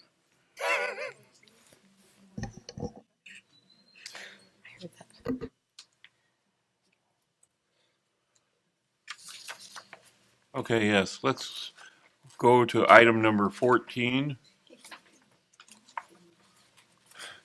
So you got up too soon, Anita.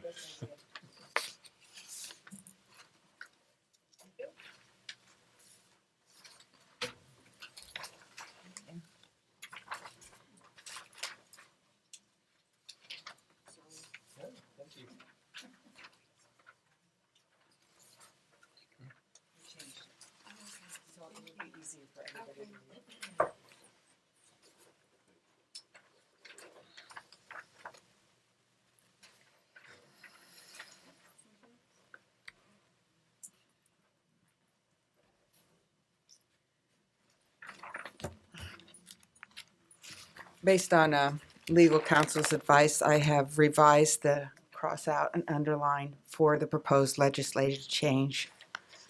I put in the board packet how I established, we're actually talking about discussing the change of the cost of an initial application fee.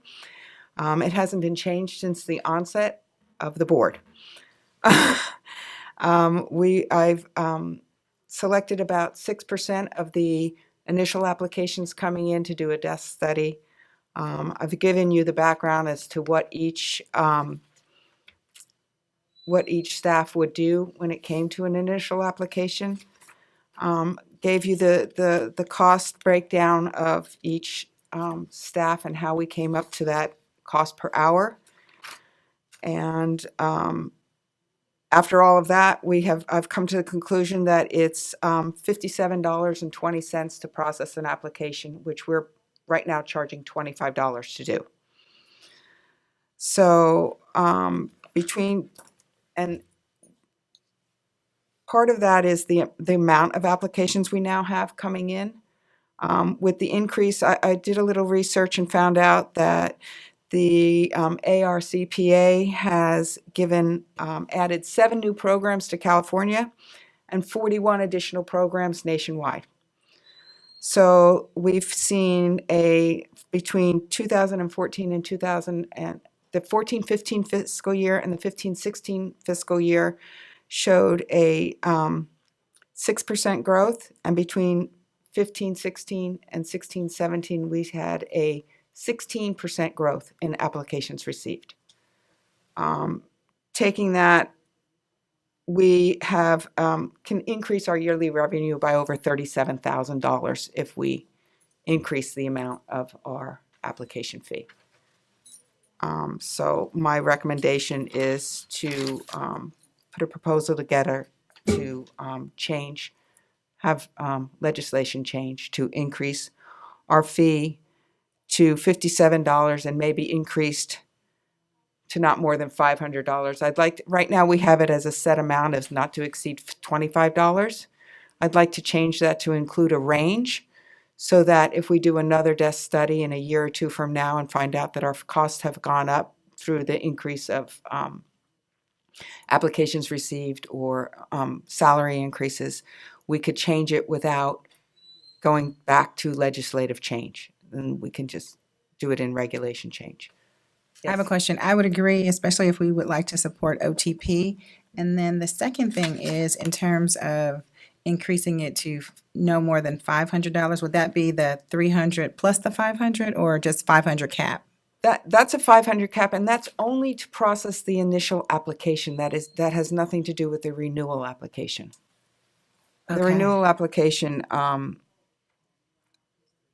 is $300, and that's already set in legislation as item number C. It says a biannual license renewal fee not to exceed $300. Okay. So if we want to change that, we might want to consider changing it at the same time and putting a range in there, because right now Right. we're at $300. So the range that we have in for the initial application fee, change the range of the biannual fee from $300 to say $300 not to exceed maybe $1,000, so that if we wanted to later down in the road, we can change it through regulation. Okay, just a reminder that on the agenda, we just have the application Yes, fee and ma'am. initial license fee that we're talking about. If you want other fee assessments brought back, we could bring that back to a future agenda item Okay. and look at potentially raising those other fees. But I think that the staff had brought to our attention that it's on the beginning of the process that it looks like we're definitely deficient in terms of capturing all the staff time and resources that are being placed into processing those initial applications. So can I make a comment? Yes. Just by way of information for the number of programs, there's 229 programs. There's 46 developing programs nationwide. Oh, sorry. It's okay.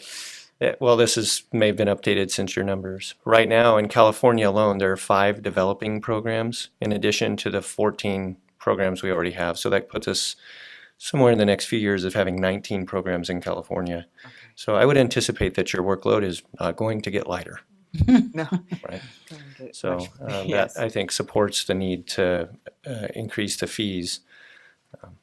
Just wanted to add that. Also, in the document that you just gave us on item E, there is a backwards paragraph symbol sorry. that would need to be corrected. Yes, sir. Parenthetical, I think that's called. I don't know what that. Parentheses? That's grammatically challenging for me. The name for that. Yes, sir. Is there any way to change the minimum from $57 to $60, just so it's round numbers? I mean, it just, I would suggest going, if you agree to authorize staff to seek a legislative amendment to increase the fee to at least 57, then let the legislature decide that, because I think one of the things we try to do when we go forward with a proposal, either in regulation or in statute, is to have factual basis for determining what the fee is. And the staff have done the analysis and the desk audit to support a 57. If the legislature says, let's make it 60, we'll leave it to them to do, but I wouldn't suggest trying to capture more fee than we've been able to document we need to support the recoup of the resources that are being expended to process the application. I add one more thing. If she said she calculated 57.20, why are we already cutting ourselves 20 cents on each application? I mean, I've never seen a statute with cents in it. It's usually rounded up or down, so. I'm sure it's gonna cost way more, but I say go up. It's your call, what proposal you want to set forward, but I would suggest staying with as close as possible to the number that the staff have come up with, because like I said, when this legislature asked us, what's your factual basis for going that way? We would have a hard time proving more than that. So, but again, it's your staff. I have a question about the range going up to 500. That seems like a quite a big range. And there, I don't see any process in here for determining how increases would be made. So it looks to me like if this were adopted in code, that next year you could decide to just increase the fee to 500. Is that right? No, Oh. under Okay. Administrative Procedure Act prohibits us from changing the fee above the floor and except through regulation. And we've talked about it takes a year, probably a year and a half to get a fee increase through regulation. So there'd be at least a year and a half lead time for all applicants to know that the fees are going to go up to a specific amount. And again, we'd have to do another desk audit to get it approved for the Office of Administrative Law. So again, we'd have that factual background and to support the fee increase. So I think in regulation, typically the statute gives you the floor and the ceiling, and if you go above the floor, that's when you have to demonstrate to the Office of Administrative Law. So if we went to 58, for instance, or 59 or 60, we'd have to adopt a regulation to set the fee at that amount. Does it make sense to include that context here to have something that suggests that that's what the process is? Sure, we could add a paragraph, Anita, and I could work on that to explain that any increase above the floor would require rulemaking, which would have to comply with the Administrative Procedure Act. Great. I think that would be helpful. For passage. I have a quick question. I know you did a great job. I'm wondering how accurate is the desk audit? And I say that only because when I go to my tax person, I'm like, I forgot so many different codes and things to think about. But how accurate is that desk audit?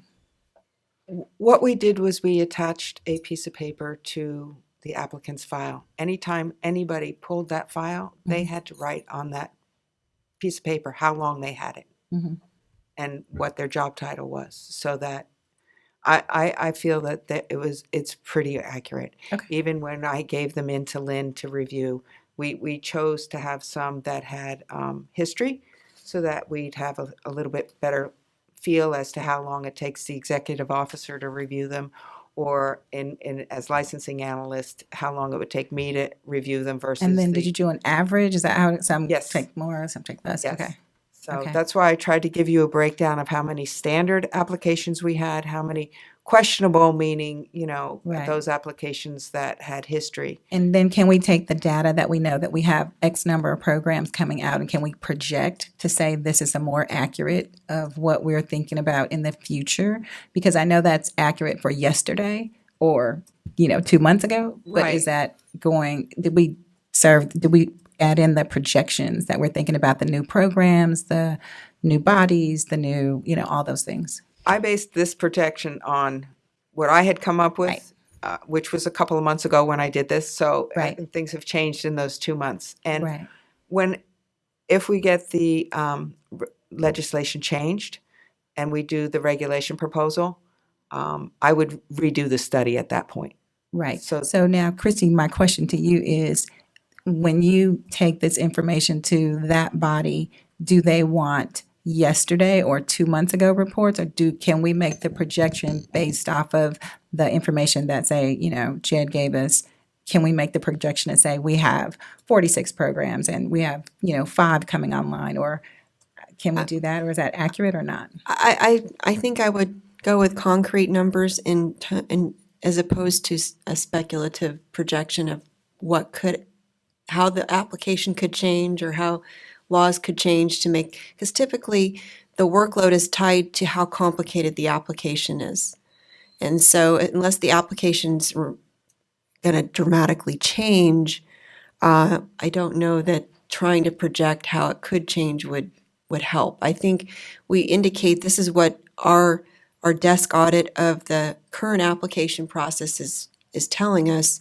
And then if, and I've seen this, the legislative staff think, well, let's give them a few more dollars and round it up to 60. I mean, that's their call, but I think we can defend certainly the staff's, audit of their own work and correlating it with the information that's on the application and how the work is handled internally and separated. Okay.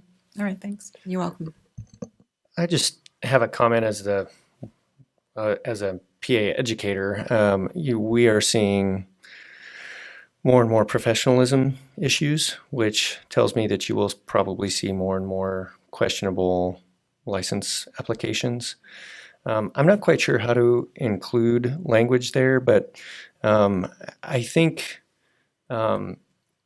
maybe starting at a round number just seems to make more sense to me. I don't know the legislature as well as you or Catherine or how this stuff works, but I think we're already starting in the hole. It seems to make more sense to me given the Bureau of Labor Statistics anticipates a 30% growth by 2024 in the profession. I mean, that is a lot of growth. So starting out with a little bit higher number, especially given the trends that we're seeing on the input side from pipeline, tells me that a higher number would be better,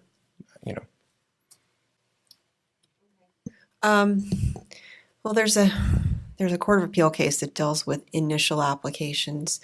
It's a California Farm Bureau Federation case against the State Water Resources Board. And that case holds for the proposition that when you're looking to recover fees for processing an initial application, you have to look at how much it actually costs you to process it, and you're not allowed to charge more than that. And so that's why on the initial application, we're kind of boxed into what it actually costs and not what we think it could cost down the road. And on renewal, you have way more flexibility. That is your enforcement line item. So if you're looking at it, increasing it because you're seeing potential failures in the licensing population that may expand because of maybe the drug opioid epidemic or some other factor that could impact, then you might want to look at increasing the renewal fee line item so that it can cover that additional investigation that you may need to expend going forward on applications or on investigation, because the renewal fee is not tied to how much it costs to process. It's used to support your enforcement program. Right. I So- wasn't talking about the renewal fee. Right, no, but my point is that on the initial application fee, it may be difficult for us to argue above what it actually costs us to process it. I'm just telling you that, but, Well, we could roll it into yeah, that I and understand. just argue I mean, that's that. fine. I just look at, what is our cost today versus, I'm dealing with people that are 2.5 years out from coming across your desk, and I'm seeing an increased rate of professionalism issues now. I can anticipate that this is a problem across the board nationally. Then I think we can anticipate that your costs are going to be significantly higher by the time this regulation is adopted. So maybe asking for a higher number now would make sense, because likely we will even be in the hole then by the time that the legislative change happens. Jen, would it help if we brought back fresh numbers for the next meeting with Well, this? I'm not sure when you pulled your numbers. I pulled mine 2 days ago, and I they go pulled- up all the time. Yeah, I Yeah. pulled mine more than a month ago. Yeah, so, but if if they're I can- going to continue to increase. I can redo as you said, in the past 30 days, I have received 10 questionable applications or applications with history just in the last 30 days. So we are seeing a tremendous increase in applications with history, which do take a little bit longer to do. I can add those to a desk study again to increase our numbers if you'd like, and come back with. My only concern is that our window, and maybe Ms. Hazelton could chime in on this, for getting someone to move this proposal forward next year, is that kind of something we should be having the board initiate now, as opposed to waiting till January? Because I'm a little concerned that we'll miss our opportunity to get it into a bill for the next year. They start in January. With the January 22nd meeting, you can still get it into a bill, especially if you're doing the pre-work to talk about, here's what we, excuse me, here's what we are taking to the board that we think will be approved. That I think that pre-work could be done before the meeting, and excuse me, the board approved language could be given to Ledge Council at that time, but it is cutting it really tight. I mean, if it could be wrapped up before then, that would be better. I mean, you could potentially give your staff the authority to seek an author and report that back, at least get that part done, because I'm just worried that if we wait till the next meeting, that your chance, I mean, the number I think is something you can work on through the entire process of the legislative proposal. It doesn't have to be stuck at 57. You could give the staff maybe some leeway on that number, but just the idea of getting an author to support a fee increase for the application fee, and I don't know if you want to look at the initial licensing fee yet, because we don't have the numbers on that. That way, we're not waiting till the last minute to try to jump in and get someone for you to carry that bill. Is there any way we could make a suggestion now and then also add in the increase in renewal fees at the same time? We'd have to bring the renewal fee back to another meeting because it's not on the agenda, but you could certainly give the authority for the staff to begin the process of seeking an author for the increase in the application fee or the initial license fee if you feel you have enough information on that. I don't know that you do, but and that way we can come back with this fixed dollar amount issue later, but you can at least get that ball rolling on that. Okay. Excuse me. What do you? I'm sorry. I have an update. I just looked at the legislative calendar for next year, and actually, the last day to submit bill requests to Ledge Council is early. It's going to be January 19th. Yeah. So my only concern is the top number of the $500 that we're putting in. I think a Okay. legislator is gonna look at that and go, wait a minute, you're going to $57 and now you want to increase the top to $500. That's significant more. I think if we made it 300, it might 300? fly a little better. Okay. That's doable. Christy, I have a question for you. Yes. Is there some flexibility with when you're doing, if we were to run another desk study? This was considered a random desk study, so as the applications came in, I just randomly tagged maybe, every third or every fourth one. So I wasn't isolating any specific individual, knowing that there might be history with that person, knowing that it's just a smooth, just graduated, no additional verifications, we're going to have, issues. So is there something when you're bringing up history with what you're encountering in the education process, and that we may be seeing more applications come down the pipeline with, background issues, is it fair to tag more than those, or should you just continue to run it as a Well, sample? I don't know if I'm an expert on statistics, but usually do a significant sample, and whatever that number is, you use, and it's usually blind. But I mean, certainly you could pick one that you know is difficult and time it, because what desk audits usually do is they set the timer and they just work on it, and then when they're done, they stop the timer. and then you use the salary to figure out how much it cost the board to actually process that application based on time. So, I mean, like I said, I left it to the staff's discretion because I don't think I'm quite the expert in it, but there's certainly other boards that have done it this way and have been successful and able to get their fees changed. So I mean, it's up to you if you feel like you want your staff to go back and pick a more complicated one to see how long that actually took. But I think you were telling us that you did an average of complicated versus routine, and this is kind of a fair result of the combination of the average of what it would cost to process an application. Yes. So I think Go ahead. go ahead. Well, I think after Catherine's remark, I think it's kind of important that we move forward with this today. We have to find any chance that this could go into an omnibus bill. I think fee increases are usually controversial, so they don't usually like to accept it. We could try to see if DCA would take it, but I have a feeling they won't.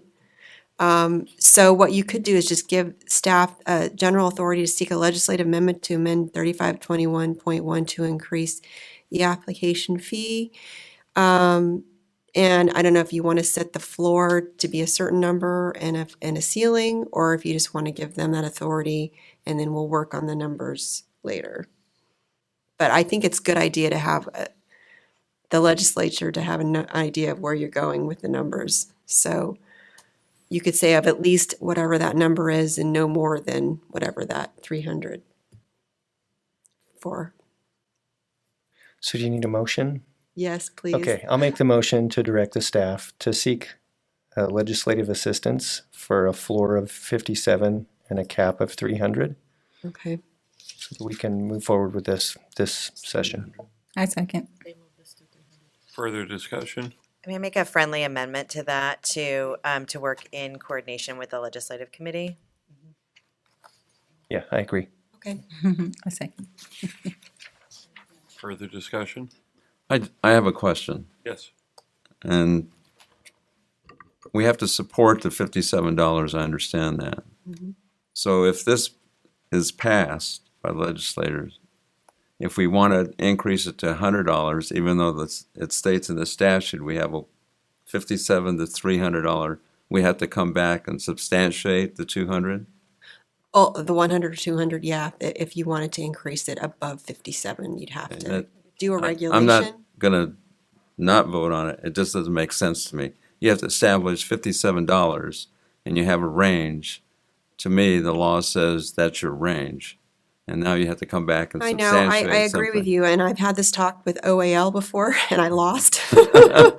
So I'm only bringing forward to you my experience of being told, That's too bad, Christy, you still have to do another desk audit and a regulation and give people a year and a half to get to that number.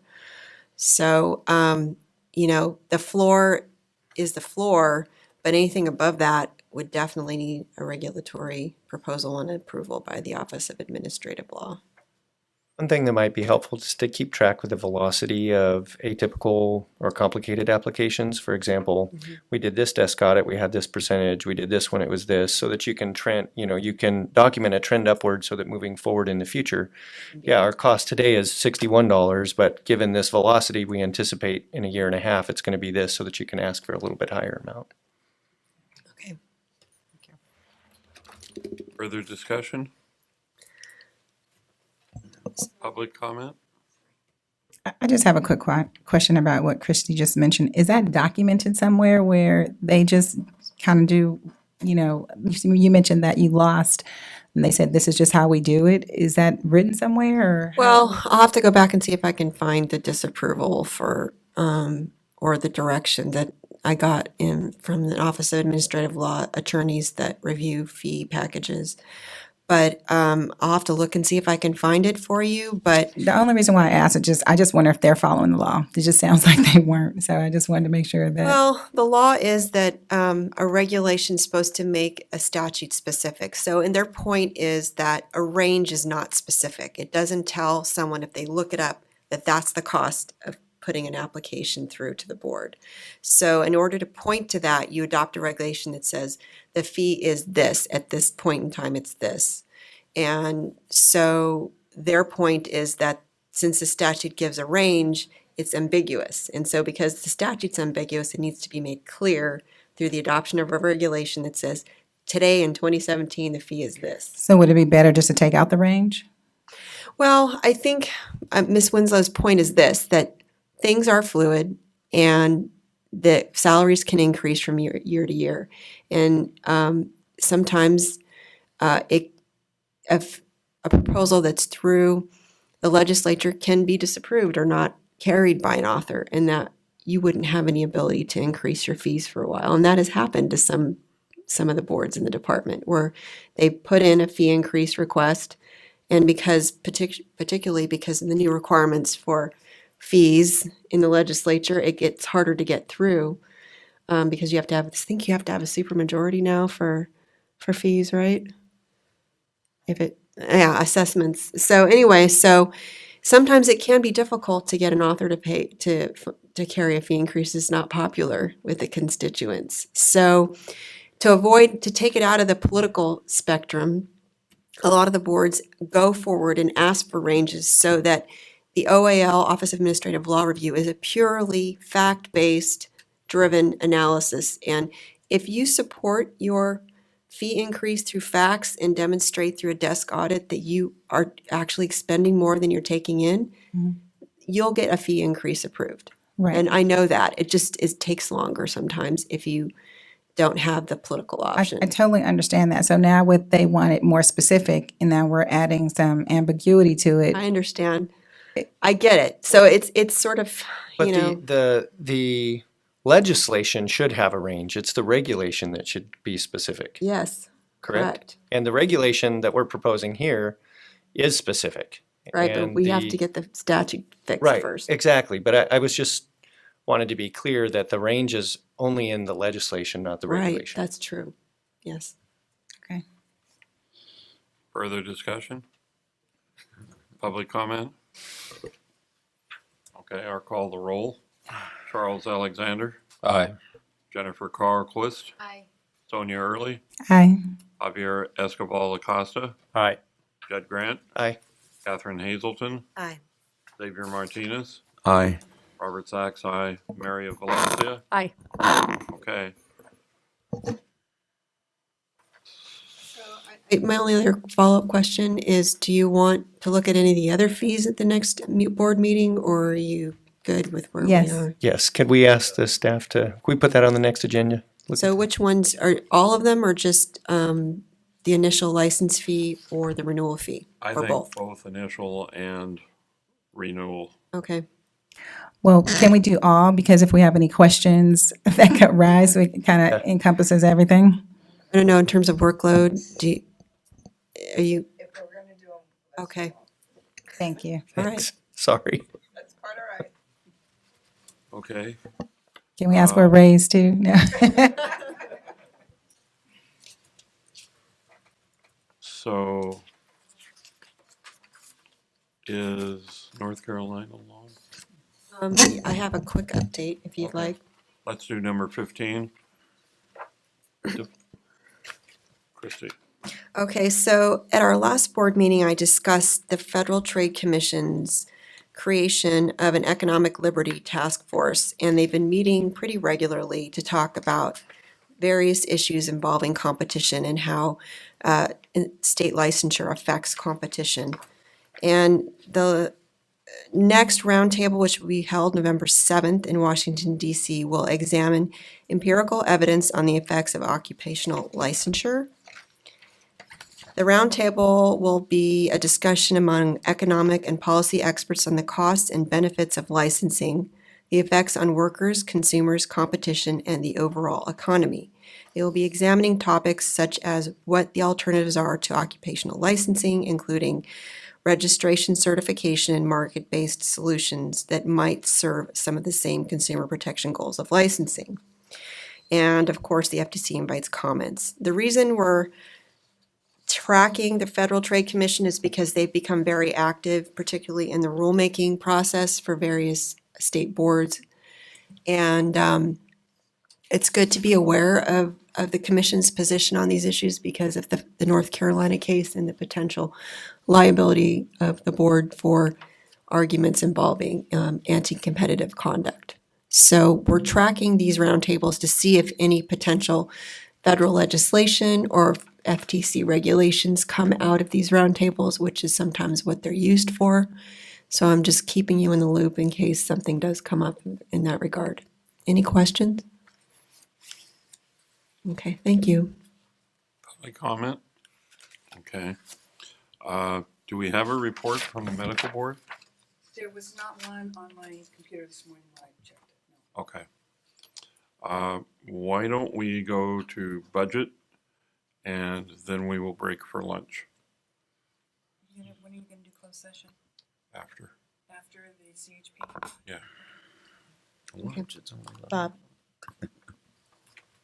Chair, Yes. if you also want to do the legislative committee, it should only take a couple minutes. 18. Sure.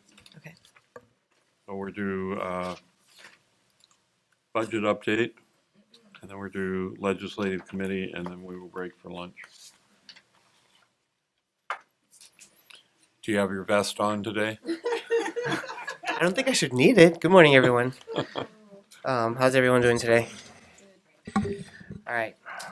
My name is Wilbert Rimbaud. I'm the DCA budget analyst for physician assistant. I'm just going to give you guys a brief update on the current budget. And, if you have any questions towards the end, just let me know. First thing I'm going to report on is the budget report. I'm not sure if you guys have that in front of you or not.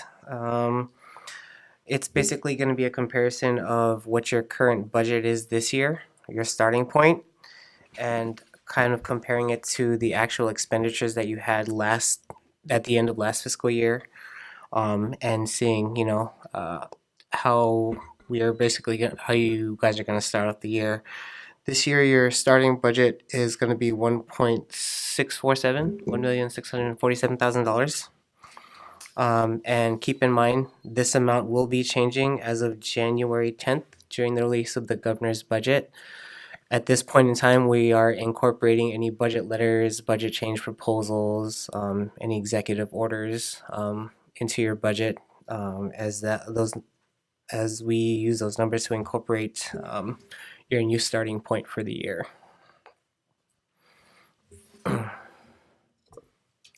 Will those changes increase or decrease? Most of the changes typically increase the appropriation for that year because things like employee comp, retirement drills, as cost of living goes up, so do the percentages. So that's what we're incorporating right now, or what we're working on incorporating.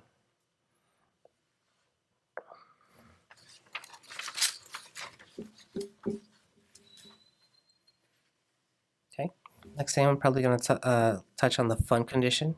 If you guys, unless you have any other questions about the budget report. No. Yeah, does this include month 13? Yes, so technically month 13 is that column on your left. It's in yellow. I'm not sure if you guys have the color copy or not.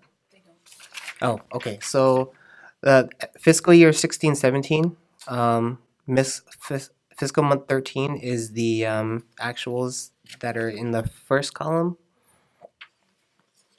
So what you guys had spent last year is technically you guys spent $1.7 million last year, but after reimbursements and scheduled, the final number is 1.6 million that you guys spent last fiscal year.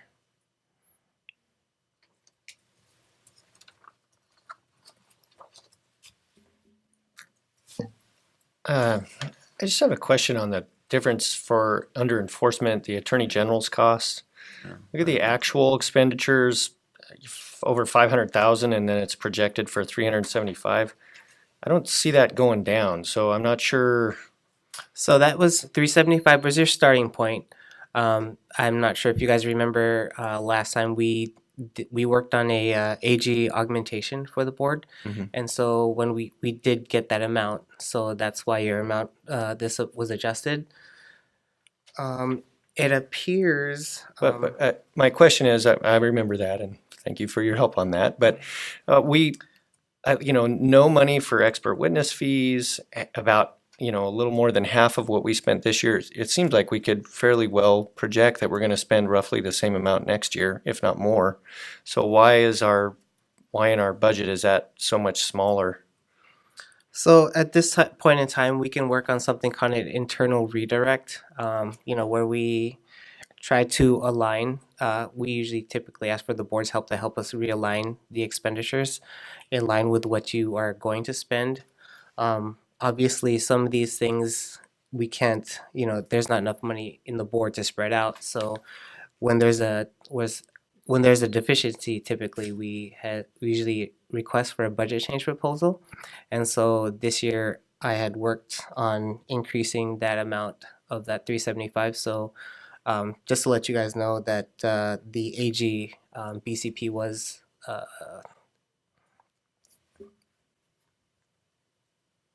it was approved for $90,000. So this 375 will be increasing next fiscal year to 465. Yeah. And Still- there wasn't enough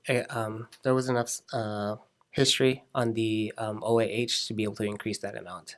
So again, we would probably rely on the AGOAH budget language if it came to that. And then again, I can work with the board and see if there's certain items that you would like to adjust. Keep in mind it is going to be changing again by January 10th. Yeah. Okay. Thank you. And if we go over our budget again, how does that work? Where does those monies come from? There is no going over the budget. Okay. So typically the reason that we're here is we allow you, we assist you in making sure that you stay within your current appropriation. Because if it does go over that amount, unfortunately, that has to come from someone's paycheck. And then that person would typically be the executive officer. The board members are also liable. So it's not just the executive officer, it's the board members, and that's why the board members are apprised every board meeting about where the budget is. So if you see something going towards the red, you need to work on that immediately. And sometimes the boards I've had to do things like stop enforcement cases. Yes. Because you cannot, you're all liable to make sure you spend within your budget. And so that's another reason why we need to look at fee issues for you. Only the legislature gets to spend more That's than they right. have. Yeah. In which they borrow from us. I can tell you, I think it's probably happened 4 times in the last 20 years where we had to stop enforcement in March. And we even got to the point where we had to cancel a meeting because our budget is, I think, unrealistic in the job that we're requested to perform. And Well, just, to add to that, we spent $11,600 on personnel expenses that's not budgeted at all in the next year. There's a lot of pieces in here that we spent that aren't in the next budget that is concerning. and we keep saying it every year. Yeah, this is like a broken record. We keep saying the same thing over and over. And this year, I don't know, are you going to talk about the fact that we have not seen any numbers for 2017 yet? 2017, 2018? So we have some numbers. It's just the books haven't closed yet. So, in July 2017, as everyone knows or may not know, the department transitioned from CalSTARS to the new statewide accounting system, also known as Fiscal. And I believe Fiscal went live officially on July 10th. And with any new system, always comes the challenges, as I would like to call them. And so, we are able to run reports. It's not going to be as neat as the current reports that you have now. And our office is working on creating a standardized format that all the programs can see in order to be able to see their expenditures. I mean, we can run reports and we can see the amounts that are spent, but it's it's not a closed report as in this is fiscal month 1, month 2, month 3. Right now, those we haven't closed on fiscal month 1 yet, and the anticipated date for that is, I believe, November 15th. And then in November, at that point, we should have, by that time also, we should have fiscal month 2. So there's going to be an influx of invoices that you're going to see. It's going to seem like a spike, but it's because we were working on trying to close those reports.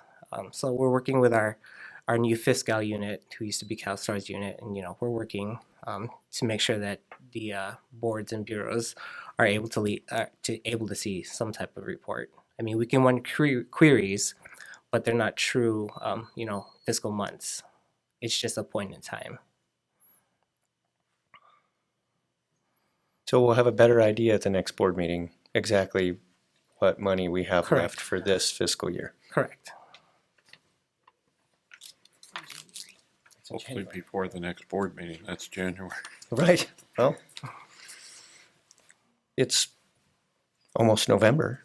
We're still waiting to figure out what July was about. How can we make educated decisions if we don't have the data? And how can we be held responsible if we don't have the data to make those decisions? That's right. Yeah. It's not your fault, Wilbur. No, I'm just saying. He does keep us in track, believe me. If he sees anything rising, he's on the phone with me immediately, and then these two are involved in it as well. So we try to keep everybody updated. We just don't keep the board members maybe updated as much as we should. And that's my fault. But the president and vice president are kept up to date on what's going on. Good, perfect. And I can tell you, in June, the phone lines are melting between Pasadena and Sacramento. Yeah. Trying to figure out where we're going to get another $11 to stay in the green. So bottom line is that the PA board, do we have an adequate budget to operate?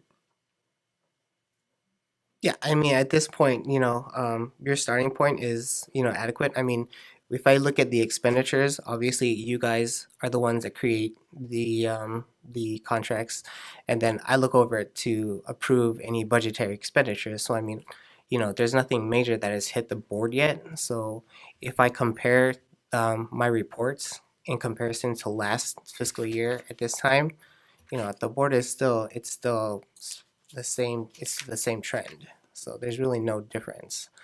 But again, I'm not sure how these numbers are going to be changing as of the release of the governor's budget. So at this point in time, the board has an adequate budget.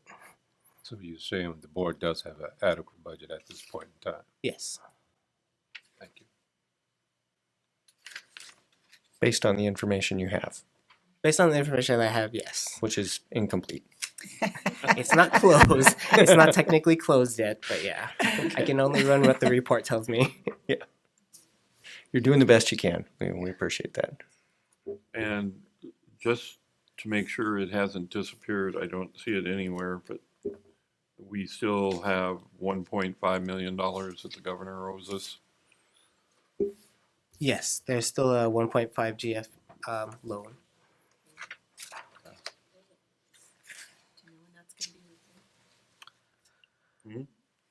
Is there a schedule for repayment for the loans from the? At The this board's point, funds? I believe it's for 2021 or Oh, 21, okay. 22. I have to double check on those years. Okay, But that's the point that it's scheduled. thank you. And at that point, the other thing to look at too, if that does happen, I believe that will put you guys over your 24-month in reserve. That's what I Now, remember. if they went in towards the red, that would immediately be repaid, right? Isn't That that would the have to trigger be- for repayment? If That there's is that is one of the things. Yes. And also, typically all GF loans have to be repaid before requesting a fee increase as well. Oh, okay. Hmm. But that's for regulation though, if the statute's amended, correct? Correct. then there's not a problem with requesting. Yes. Okay, that's why we're doing the statutory change on the fee. Yeah. See, yeah. Okay, any other questions? Public comment? All right, thank you very much. Okay. Bloodless. Okay. Mostly. Hopefully we'll have your numbers on the next meeting. So. Okay. Thank you. Thank you. You're welcome. Okay, we'll go to report by legislative committee. Great. Lynn, were we able to get any copies of that handout? I had just restarted my computer, so I'm not sure if it's there or not. Okay. All right. So you do not have a handout, but you don't really need one. So there were 4 bills that we talked about in the last meeting that that were moving forward. All of those bills were chaptered, which means signed into law by the governor. There are 2 that are more or less irrelevant to our work, so I'm just going to talk about 2 of those. One is AB 40. This is the bill that would make it easier for PAs and others to access CARES data by integrating it with existing healthcare software. That has been chaptered, and so by October 2018, the Department of Justice will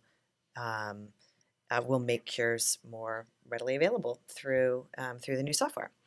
The other one I wanted to talk about was SB 554.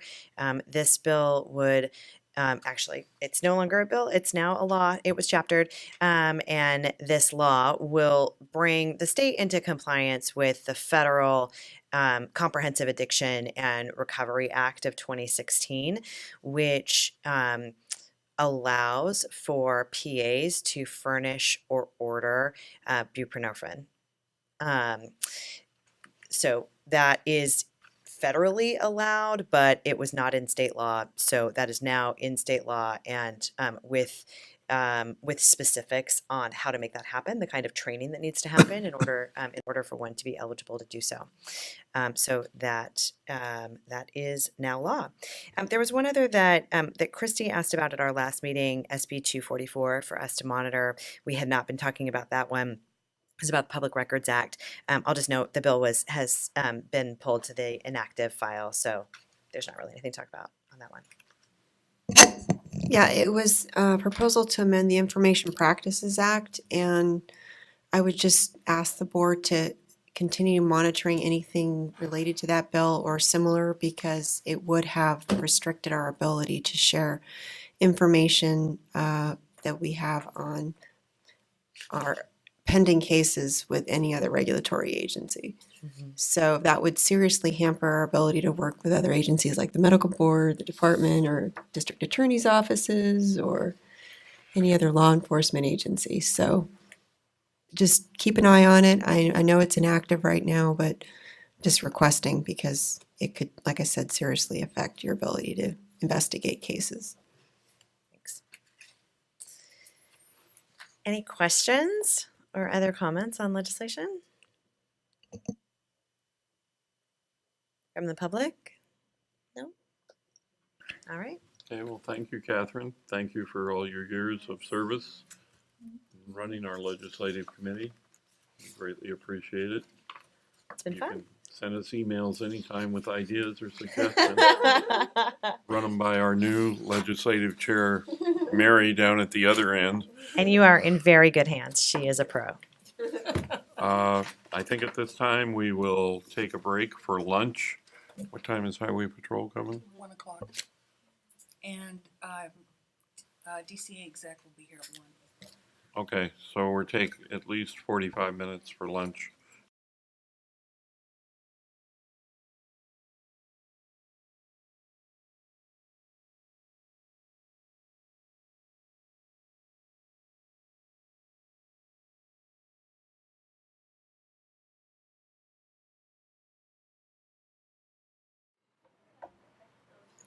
I'm Officer Gabriel Parker. I work out of the North Sacramento area CHP office. We come to state facilities to provide any kind of safety presentations that we're requested to. We also provide any kind of assistance in regards to crimes or incidents that happen on state property. Basically, back in 1995, the California Highway Patrol absorbed the state police, so we absorbed all of their duties as well. So we have obviously jurisdiction in regards to county roadways, freeways, and also all state facilities. What we're going to talk about today is just a broad-based workplace safety presentation. We touch on a lot of subjects that are kind of common sense type of topics, but it's good to reiterate these type of issues that we're going to discuss today. We want to talk about workplace safety as well as personal safety. We're going to talk about awareness of criminal indicators, and we have a video to show you a little bit later on. Has anybody in here seen the Run, Hide, Fight video in the past? Okay. If at any point in time anybody has any questions, we can go ahead and go off on a tangent. We will have some time at the end for questions and answers. But if anybody has any questions, I'm okay with stopping for a second and we can address those. If anybody needs to use the restroom, you got another meeting, answer a phone call, something like that, no big deal. I'd like for this to be as casual as possible. We are talking about some important topics here, but I'm okay with engaging in conversation if we have to go off on a tangent. So we provide general law enforcement for all of the state facilities, either leased or owned throughout the entire state of California. My particular office, we handle all of the state buildings within northern Sacramento County. So that's about 110 or so state facilities. It translates into about 5,000 or so state employees that just my office handles. And we only have one officer that's designated to handle any kind of incidents on those properties, and that's myself. I've been on the job for about close to 15 years now. I've been doing this particular position for about 6 years. I broke in the Oakland area back in 2003. I was there for about 4 years, and then I made my way back up here to Sacramento. Topics we're going to discuss today: awareness of criminal indicators, destroying complacency, personal safety, workplace safety, and CHP always has to get in their safe driving tips and reminders.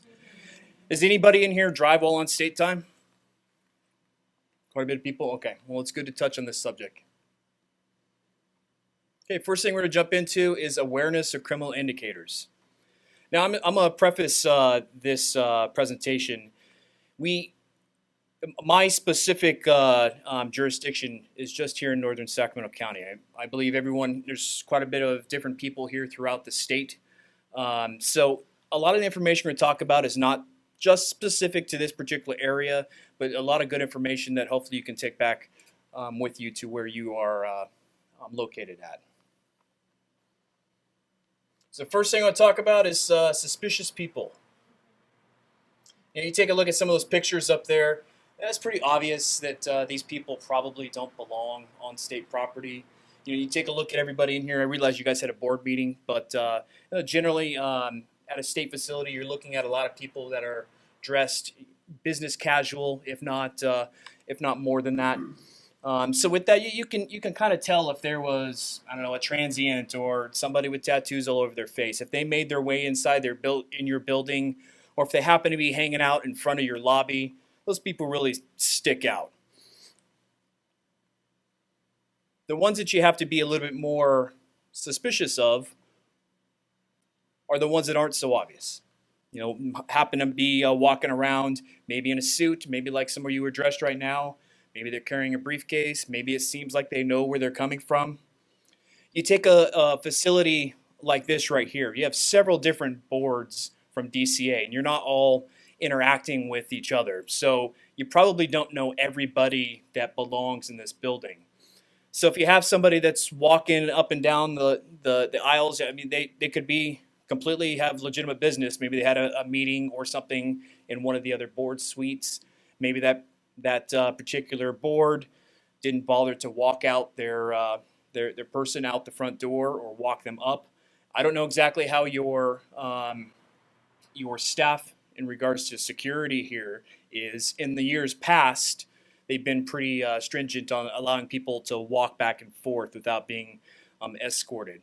So with that, we just want you to know that, even though you do have security staff here at the building, I don't know where the other buildings are, where you guys are based out of, but sometimes you have to to provide your own type of monitoring for people that are entering and walking through the building. If they happen to make their way into your suite, which I guess your guys' suite is next door for the board here. If they happen to make their way into your suite, and your suite's somewhat small, I'm sure that you would notice somebody if they didn't belong.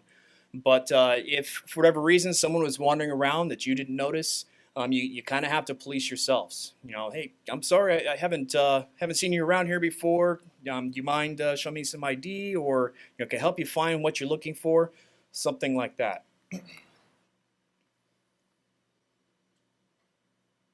We are big proponents of if we're not available, or your security staff, if for whatever reason they were able to bypass your security staff, don't be afraid to ask someone for the ID if they're here at the building.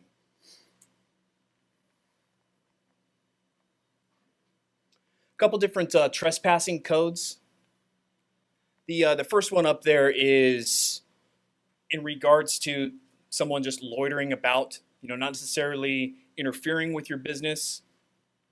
In order for us to take action on the first one, we actually have to have a representative from either your agency or the building tell them that they have to leave before we can take action. If for whatever reason they say no, I'm not going to leave here, we come out, we ask them to leave. If they don't, then we can take action on that first section there. The second section, we can take immediate action. Let's say they make their way into your suite, they're keeping you from doing your actual work. We can take immediate action with that particular trespassing code.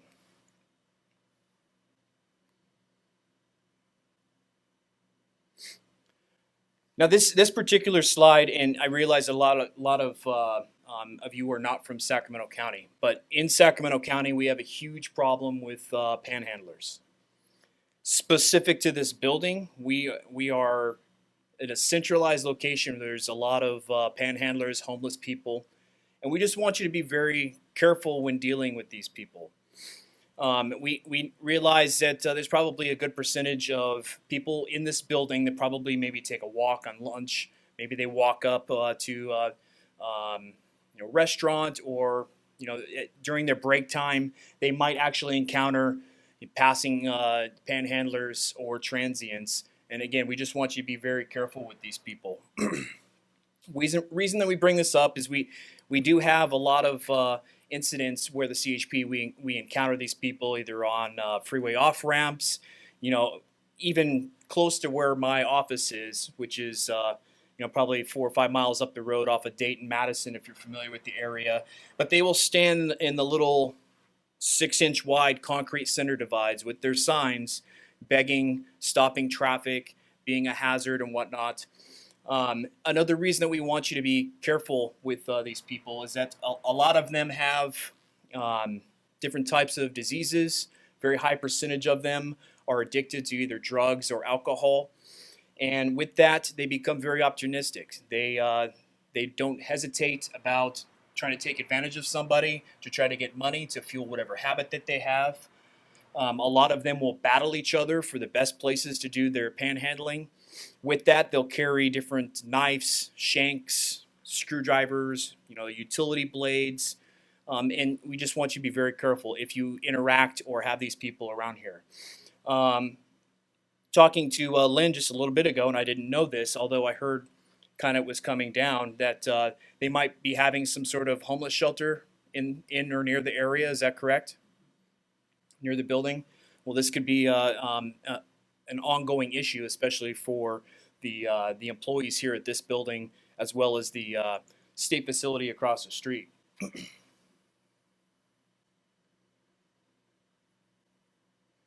Sometimes they'll have different signs and whatnot to try to appeal to your good nature. Just you got to be real careful with when dealing with these people. A lot of these guys that have these signs, some of them will try to appeal to your good nature. So you maybe we'll give them a couple bucks. A lot of these guys are con artists. If you didn't already know that, I'll give you an example here. You take a look at this particular sign on the left. I found this on the internet, a few years ago. Well, I've seen this sign two different places. I saw it walking into a 49ers game at Candlestick Park, and then I saw the same gimmick sign over one of the times I was in Las Vegas. So that kind of tells me that this is probably not the rocket scientist that came up with this little gimmick. He probably either one, saw it on the internet, or two, maybe saw it a couple counties over and said, hey, this is working for this guy. Let me go try it over here where they haven't seen it yet. And, maybe I can, get some people to maybe laugh and give me a couple bucks. So it just kind of goes to show you that, as easy as I was able to find this sign and then seeing it two other places on my own, kind of shows you that this guy's, just working the con, working this gimmick. I'm sure he's not the one that came up with this.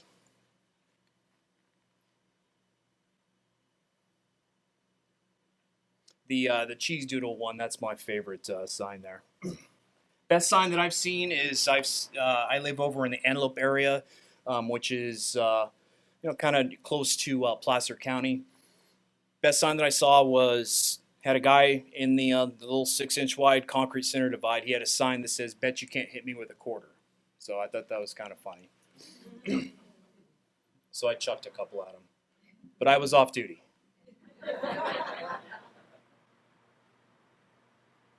So, suspicious people. If for whatever reason these people make your way into your building, or if they happen to be loitering or something outside, and for whatever reason that you want to get them on their way or moving, it's good, at least at this building, that you guys have security staff. Let them know that's what they're supposed to do, is get people to move on their way. If for whatever reason they're not going with the program, call us out and we will come and make sure that they get on their way. So we have suspicious people. I'm going to talk about suspicious vehicles now. You take a look at the two pictures on the right. Those ones are pretty obvious. If you were to come to work on a Monday, or maybe after a long weekend, and you see a vehicle that's up on blocks and all the wheels are missing, or a vehicle that's burned, those are pretty obvious that hey, there's something going on here. A lot of the state facilities that the CHP deals with are in industrial or commercial type of environments. So it's easy to dump vehicles over the weekend because there's not a lot of traffic, vehicular or pedestrian traffic around there. If for whatever reason you see something obvious like this, call us out right away. We'll make sure that we get that vehicle towed and out of there. The ones that are a little less obvious are the ones that are maybe occupied.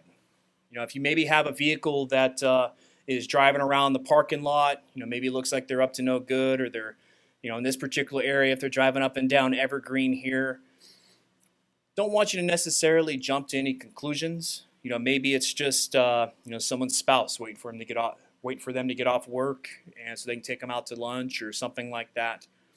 If for whatever reason, again, just like suspicious people, if something arises, if there's some sort of other indicator there that you think that you want this person looked into, don't try to contact them on your own unless you think that you have to.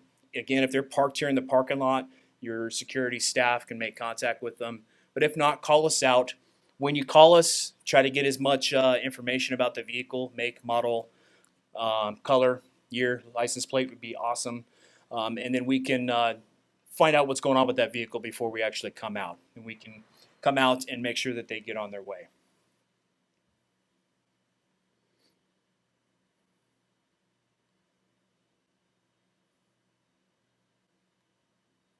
So we have suspicious vehicles, suspicious people. I want to talk about suspicious packages.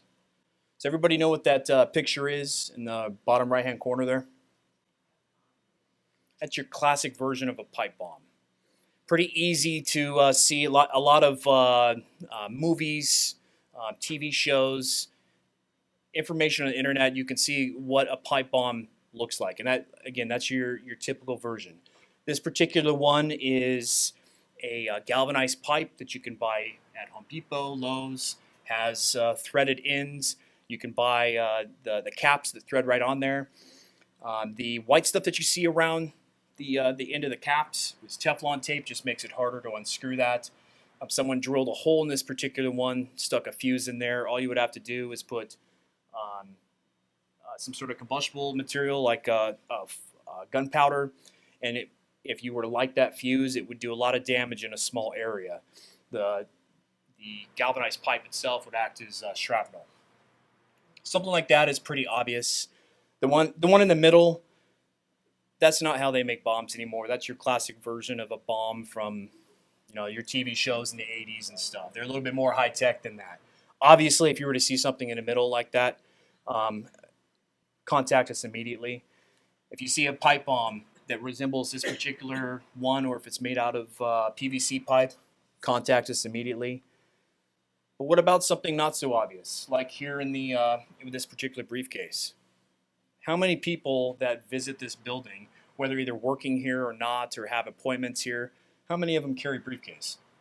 A lot, I would imagine. So having a briefcase just sitting out in the hallway, it's probably belongs to somebody. It's kind of hard to tell. We've gotten called out several times over the years that I've been doing this for briefcases and other packages that look legitimate, but you can't exactly tell. So what makes it suspicious is possibly if someone were to see where someone were to leave it, maybe the person that left something like a briefcase, maybe they put it at the corner of a building or behind a planter. You actually see them planted there. Those are the type of indicators that would make something like this suspicious. So just like suspicious people and suspicious vehicles, we don't necessarily want you to jump to conclusions. Maybe somebody knows exactly what that package is. No, hey, that Bob had that delivered here. It's a surprise for his wife. He didn't want to send to his house, and they left it out in the front lobby. Who exactly knows exactly what's going on with it? But if a couple different people take a look at the package, and you have the opinions that three or four different people actually think that this is something suspicious, then give us a call out. We'll come out and we'll do an assessment of it. But it's likely that somebody actually knows exactly what's going on with that package.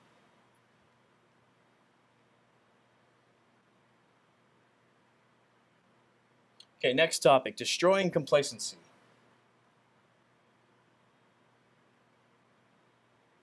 We like to use the analogy of criminals and citizens as being predator versus prey.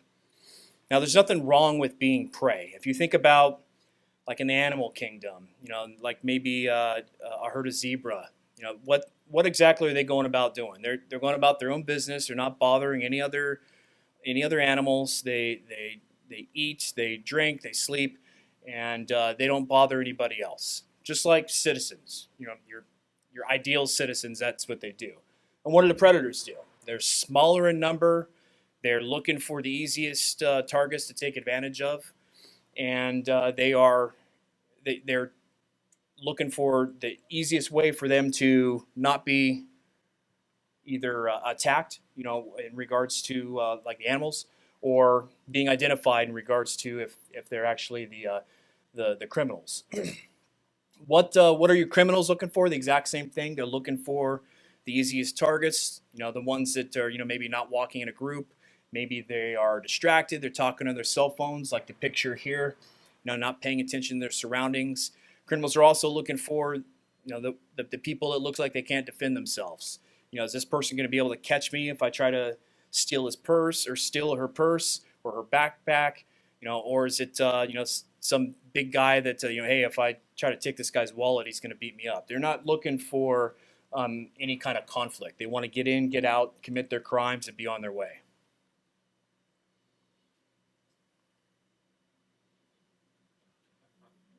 Still trying to figure out how he's grabbing the handlebars there.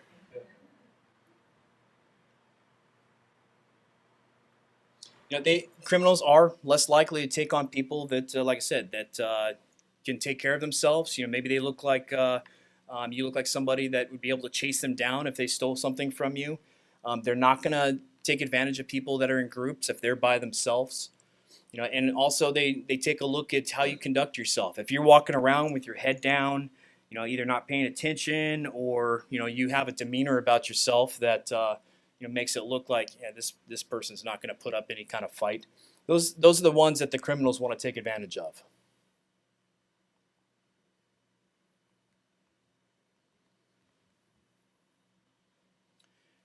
We like to promote a certain amount of physical preparedness for our state employees, and that's not necessarily being able to defend yourself in a fight, but it could be something as easy as, you know, being able to run away or call for help or something like that.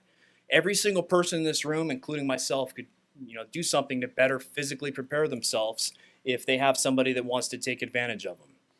You know, again, you don't necessarily have to go out and, you know, take self-defense classes. You don't have to join a gym, but we really promote the fact that it doesn't take much to get started if you don't have a current exercise routine.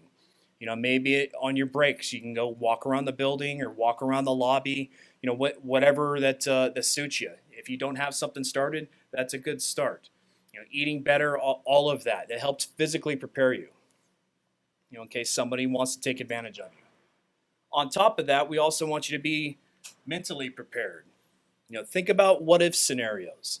You know, we don't want you to be paranoid per se, but you know, what if you're walking out to your car tonight and someone is hiding in the bushes and, you know, looking to, you know, maybe assault you or steal your wallet, your purse, your backpack, something like that? What are you going to do? Are you going to try to fight this person off? You're going to take out your cell phone, try to make a phone call, or you're going to run away, or you're going to call for help, you know, just by yelling or screaming. Have some sort of game plan. You know, majority of the criminals that we deal with on a day in and day out basis are not the brightest, sharpest tools in the shed.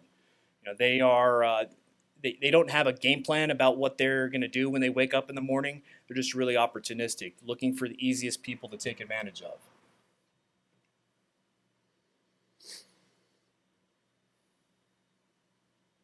The majority of the criminals that we deal with have some sort of sobriety problem. Lots of DUIs, lots of drug violations. Those are most of the people that we deal with. Domestic violence usually has some sort of sobriety type of issue that we have to deal with. It's not very often that we deal with your upper echelon type of criminals, the ones that do like jewelry heists or bank robberies. You know, those are the ones that are more prepared. The payoff is bigger, so they have to be prepared in order to try to commit those particular crimes.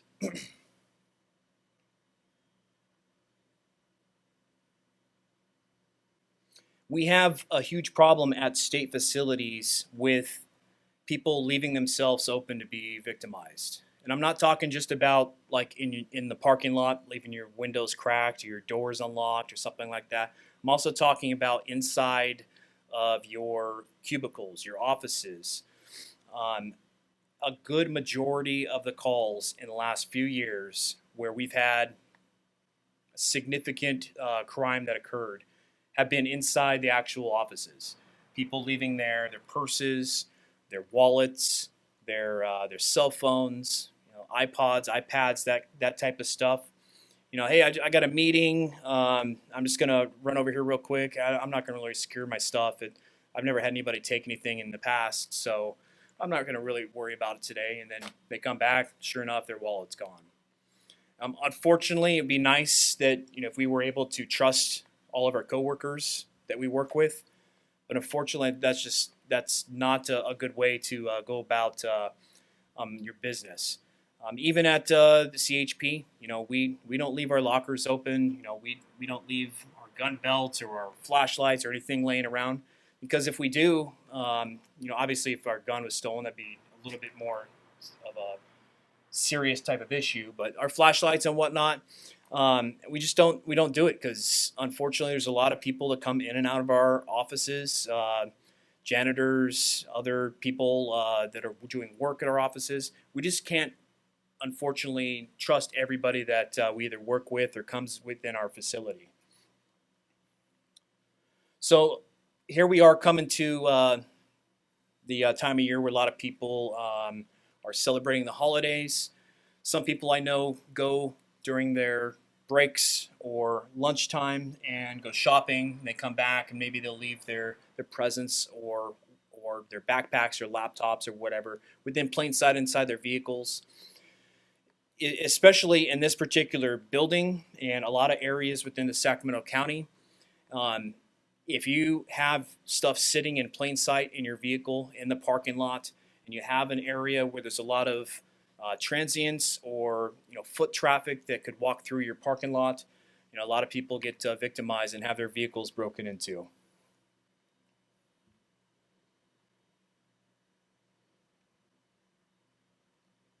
Try to secure this stuff the best you can inside of your trunk, or don't bring it to work, or bring it inside your cubicle and keep a close eye on it. Lock it up one way or another so you don't get victimized. Okay, personal safety.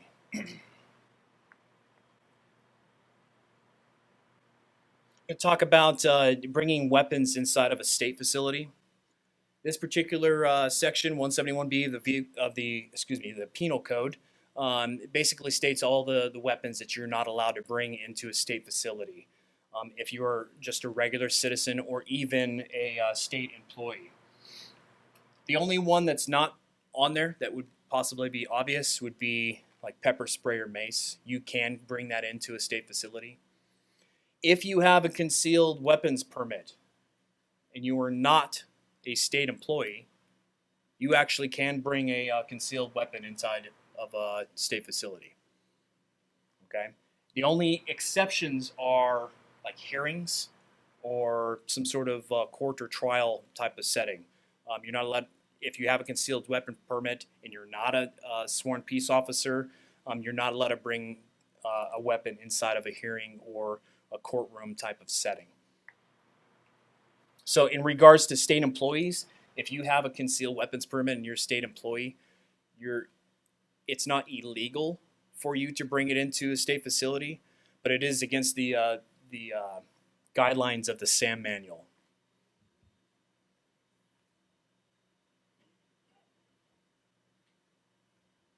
Okay, we're going to talk about a couple of these particular weapons. First of all, pepper spray. Like I said, if you have pepper spray, you are allowed to bring it into the state facility. A lot of the people have these things on keychains. They'll keep it at the bottom of their backpack or their purse or whatever. It's a very effective product. Pepper spray has kind of taken over the market in regards to the spray features of deterrent type of weapons like this. Mace is a chemical product. It's more expensive to make. I don't even know if they even make it much anymore. The majority of these type of products are all pepper spray. Pepper spray is biodegradable. It's basically more or less just water and pepper particles that are in there. They work very well on people. They work very well on animals as well. Most of your postal workers will carry these with them in case they come up to a dog or something that's not going with the program. Again, we think that these are great products. If this is something you're interested in, they don't cost very much. You can get these at pretty much any kind of sporting goods store, gas stations, even supermarkets. I've seen them. One of these little keychains here probably run you about, I don't know, maybe $5 or $6. If it's something that you're interested in, we highly suggest that you get familiar with the product before you use it. Reason being is that, let's say that you buy this and never have to use it. You know that you have it on your person, inside your backpack or whatever, and the time comes where someone looks like they're coming and want to take advantage of you. So you go to pull it out. You've had it bottom of your backpack for a couple years. It's there because you saw it, maybe a month ago. You go to pull it out. These particular ones right here, they're all plastic. Bottom of your backpack, you go to pull it out, well, maybe pieces are broken off of it and it doesn't work. You go to spray it and, you just have the liquid, going down your hand and not working at all. These things do have expiration dates as well. So we want you to be very familiar with how the actual mechanism works. Keep up to date on when the expiration date is. With our particular pepper spray that we carry on our duty belts, we are supposed to at least once a week take that thing out and shake it up so that it doesn't settle and it works the best way that that we can have it work for us. Along with pepper spray, there is tasers and stun guns. These are available for people to buy. Again, can't bring them inside of a state facility, but if this is something that you're interested in for your own personal use, you got one in your car, or you want to get one in the future. The difference between a taser and a stun gun is that a taser shoots out darts. Attached to those darts are electrical wire. Wire goes back to the battery unit, and it provides the shock through the wires in the battery. Stun gun, you actually have to make contact with somebody. If you've ever seen stun guns used in movies, that's not how they work. They don't actually, if you stick a stun gun up to somebody's neck, it doesn't, make them pass out or fall unconscious. It provides an electrical burn.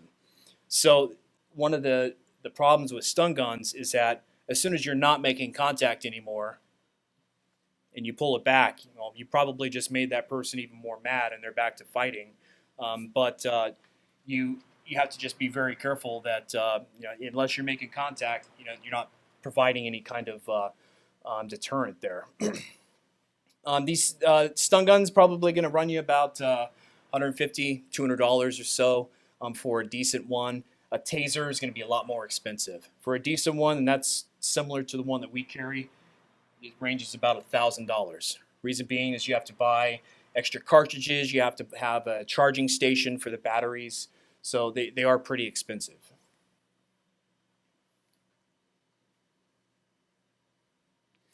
So you have firearms. Again, this is something that obviously the Constitution says everyone has the right to bear arms. As long as you're over the age of 21, haven't been addicted to any kind of narcotics, and you don't have any felony convictions, you're able to buy a firearm. If this is something that you're interested in, we have absolutely no problem with people going out and buying firearms, as long as they're doing it obviously legally. If it's something that you are considering, please go through your county sheriff's department. Most of the sheriff's departments around, or even the city police departments, are going to have classes, gun safety type of classes that some counties will require you to take, but we suggest that you go through one of these if you're unfamiliar with how to handle firearms. With all of the weapons that we've talked about so far, if you use these you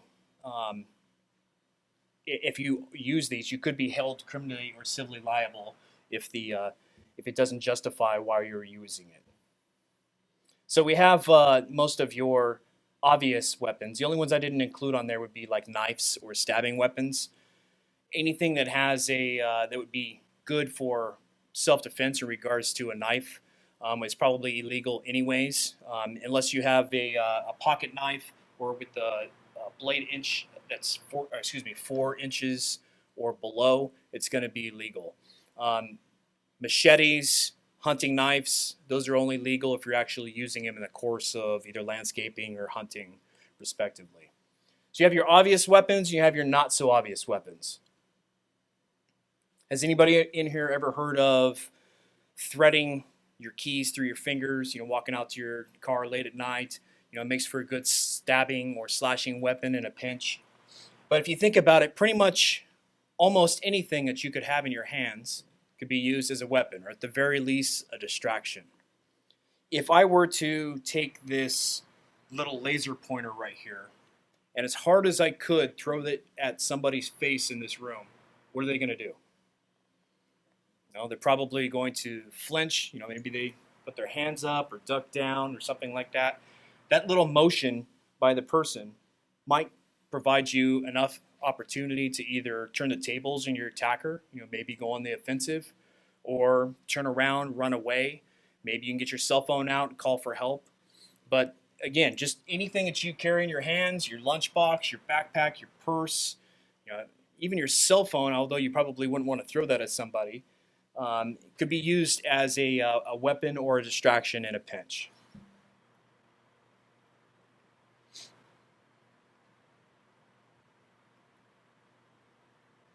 Does anybody know who that picture is? That's General Patton from World War II, probably one of the greatest generals that we had in that particular war. If you take a look at him, obviously he's in his uniform. He's got all of his insignia, medals. He's wearing his helmet there. He's got his asp in his hand. Just look at the way he's standing. He's not slunched over like this. He's got his shoulders back. He besides his actual uniform, he looks like he has the demeanor of somebody that is in charge, somebody that you probably don't want to mess with. And I bet you that when he was not in uniform, he probably conducted himself in the exact same way. So we want to convey that to you as well. Your greatest weapon that you have at your disposal is what we like to call command presence. When we get accepted into the California Highway Patrol Academy, we have all sorts of people that come to our academy. We have people that have no life experience. Maybe they're right out of high school. Maybe they're not high school, but college. 22, 23-year-olds. We have a lot of people that were in the private sector that come into our academy. They decided to change their careers. We also have a lot of military people that come into our academy.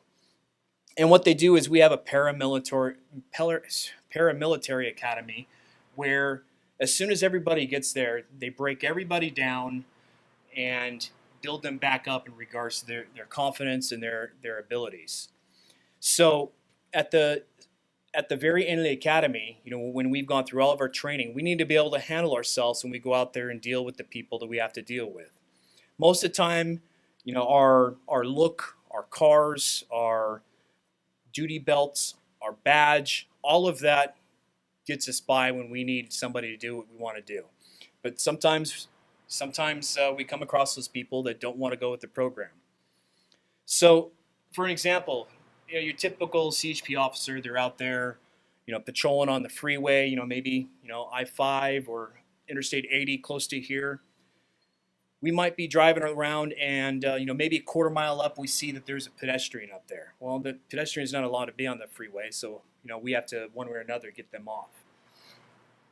If we pull over to the shoulder, and I don't know if anybody here has ever been pulled over before or broken down on the shoulder, it's extremely loud out there. You got cars whipping by, big rigs, just a lot of ambient noise.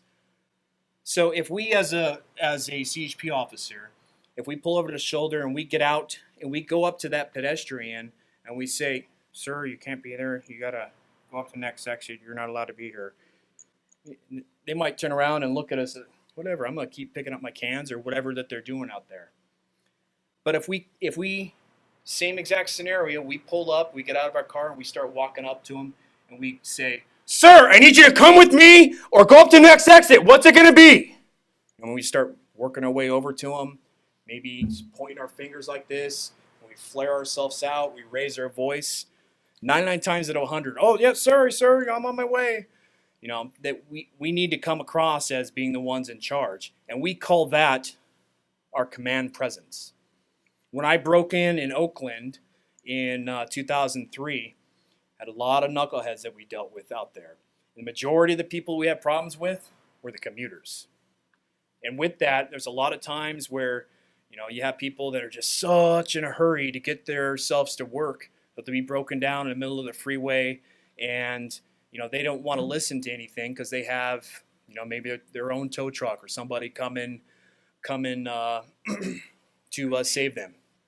And a lot of times we have to pick up our tone and our demeanor in order to get our point across. Hey, you need to drive your vehicle over to the shoulder. I know that you have a flat tire. You don't want to ruin your rims. We got all this traffic that wants to get by you. So we want to convey that to you as well.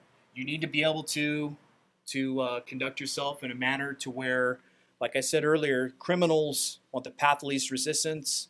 They don't want to have to deal with somebody who's going to stand up for themselves. Sometimes all you have to do is become that person that they don't want to try to take on. Maybe, like I said, you raise your voice, you start coming towards them. They're going to think twice about trying to take advantage of you. Just remember your command presence.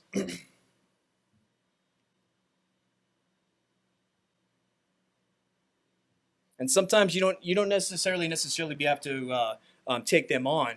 Sometimes you just need to create a scene, act crazy, have people hear you from down the street. If someone's trying to take advantage of you, start flailing your arms and act like hey, this person is not worth my time.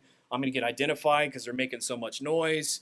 Those are the things that your criminal doesn't want to have to deal with. So you don't necessarily have to take them on, but remember your command presence, remember creating a scene, and try to get people to help by making noise and whatnot.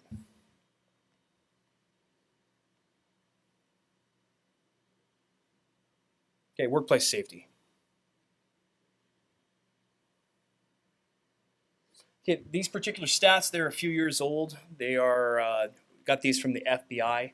And basically what it boils down to is that workplace violence happens quite often. Whenever there is an injury that occurs in the workplace, it's typically done by some sort of shooting. That's a criminal injury, not like an occupational injury. We recognize 4 different types of workplace violence.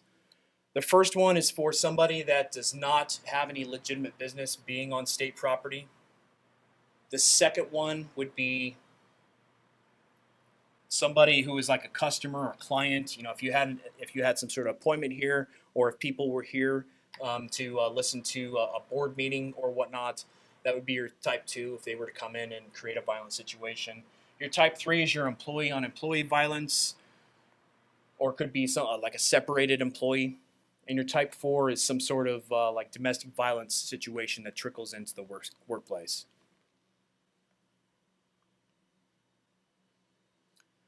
Lots of different workplace violence type of issues have some sort of domestic root.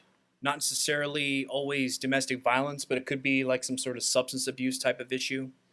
Those that trickle into the workplace have a high percentage of becoming problematic in the future and possibly become some sort of violent situation.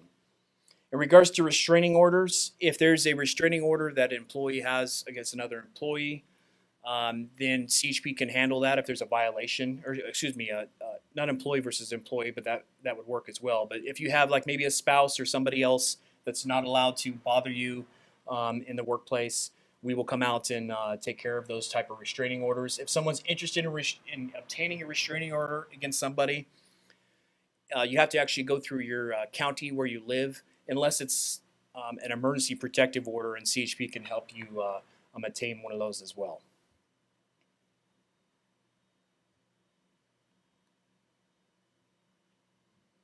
There's lots of potential causes for workplace violence. This list is not all inclusive, but anytime there's ever downsizing or layoffs, maybe it's performance evaluation time, those type of issues, you're going to have a lot of disgruntled employees. And disgruntled employees could eventually become a workplace violence type of situation. If you were to close your eyes and envision in your head a person that would be crazy and come to work and shoot up the place, this would probably not be the picture that you would think of. Pretty plain looking Caucasian female, doesn't necessarily look crazy per se, but she ended up coming to work. She was a postal worker. She killed 6 other people at work, and then she killed a neighbor somewhere along the way as well. Her issues were racially motivated. I don't know if she got passed up for a job by someone of a different race or something like that, but it just goes to show you that you never know what hidden demons that your coworkers are going through.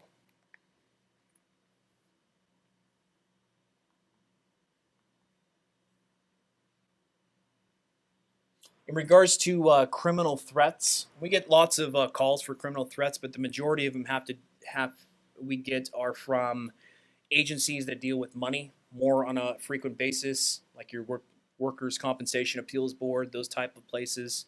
But specifically in regards to criminal threats, if you have somebody with the apparent ability and the intent to carry out that threat, that could make that a criminal threat.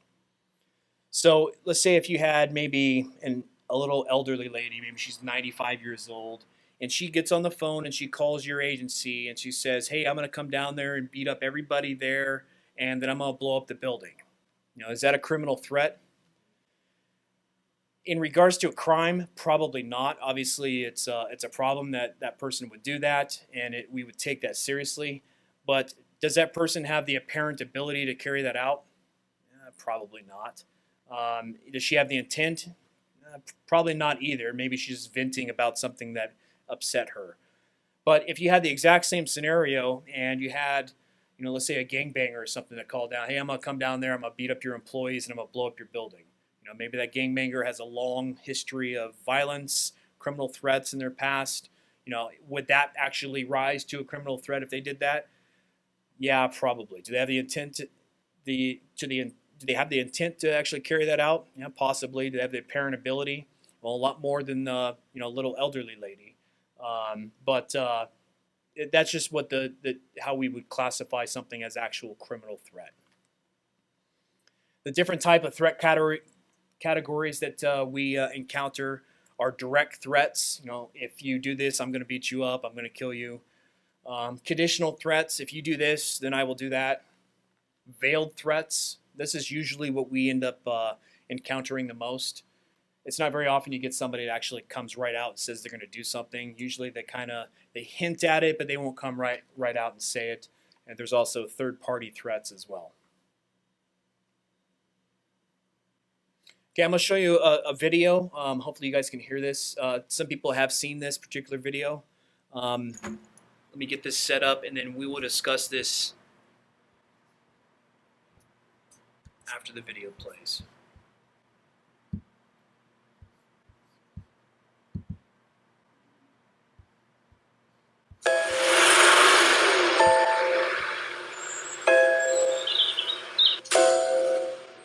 It may feel like just another day at the office,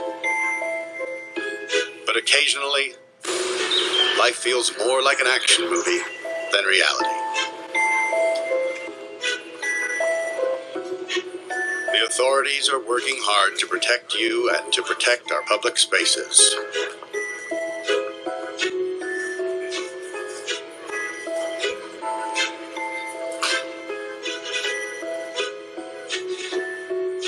But sometimes bad people do bad things.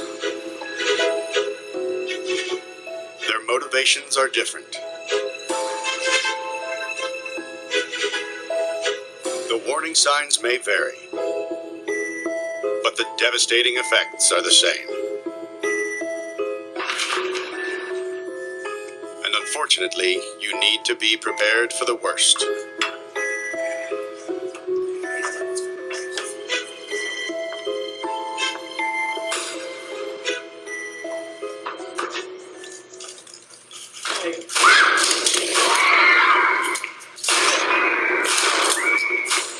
If you were ever to find yourself in the middle of an active shooter event, your survival may depend on whether or not you have a plan. The plan doesn't have to be complicated. There are 3 things you could do that make a difference. Run, hide, fight. First and foremost, if you can get out, do. Always try and escape or evacuate, even when others insist on staying. Encourage others to leave with you, but don't let them slow you down with indecision. Remember what's important, you, not your stuff. Leave your belongings behind and try to find a way to get out safely. Trying to get yourself out of harm's way needs to be your number 1 priority. Stop that gun! Stop that gun! Hey! Once you are out of the line of fire, try to prevent others from walking into the danger zone and call 911. Yes, sir. Enter to Washington. Over!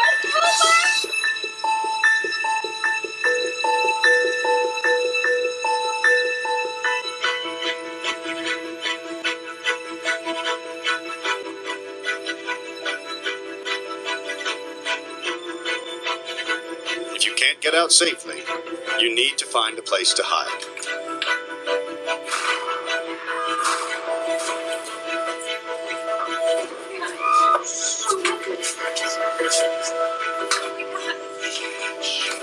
Act quickly and quietly. Try to secure your hiding place the best you can. Turn out lights, and if possible, remember to lock doors. Silence your ringer and vibration mode on your cell phone. And if you can't find a safe room or closet, try to conceal yourself behind large objects that may protect you. Do your best to remain quiet and calm.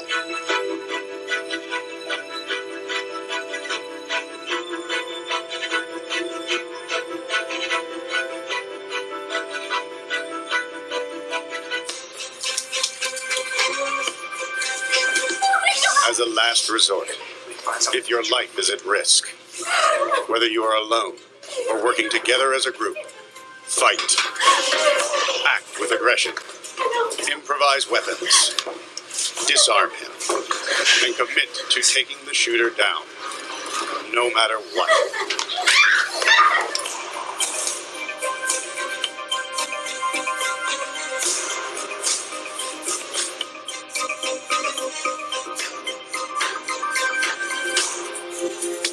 Try to be aware of your environment.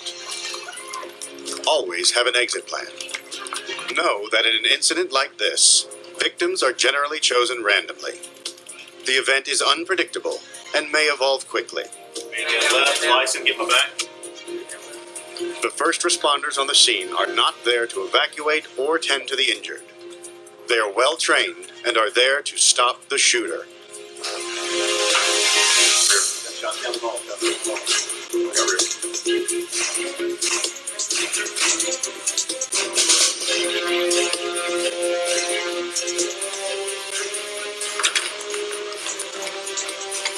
Your actions can make a difference for your safety and survival.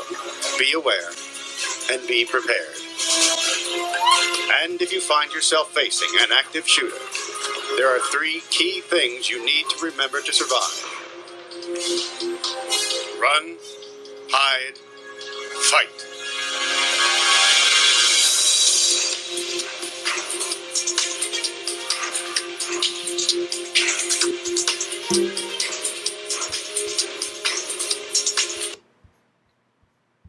Pretty powerful video, huh?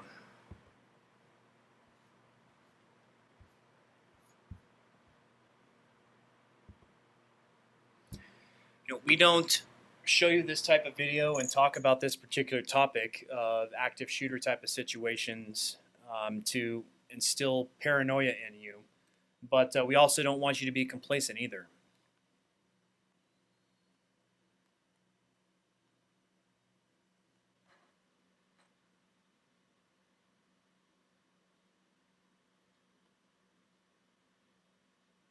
And take a look at my slide there. That obviously doesn't include the Las Vegas incident that was last month.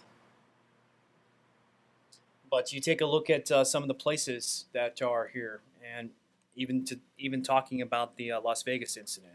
I'm sure there are people in here that have gone to a concert in the past. I'm sure there's people that have been to a nightclub or a bar. Lots of people in here, I'm sure, went to college. Pretty much everybody in here, I'm sure, went to elementary school. The San Bernardino incident, that was a county building. Very similar in structure and size to this particular building. You have a couple different military establishments. I guarantee you everybody in here has been to a movie theater before. Hair salon. It just goes to show you that even in your own public lives, this type of incident can come up. You know, maybe not here at the building. In fact, it's the chances of it happening are extremely slim, but it could. You know, I guarantee you, most of the people that were victims here, you know, didn't think that that was going to happen that day when they went to any of these particular places. These stats, and all I did was pull up the most killed. It doesn't include the other casualties, the people that were injured or affected in a traumatic type of sense as well. And this is also just the United States. Now, I have a separate specific active shooter presentation, but I don't have the time to go into a lot of detail, but I do want to touch on a couple topics on this. Most of your active shooter situations, you have somebody who has no other intent other than just to kill people. You know, they're not looking to take hostages, they're not looking for ransom. Their goal is to kill as many people as possible. For the most part, they are typically solo, and for the most part, they are typically male. Some of the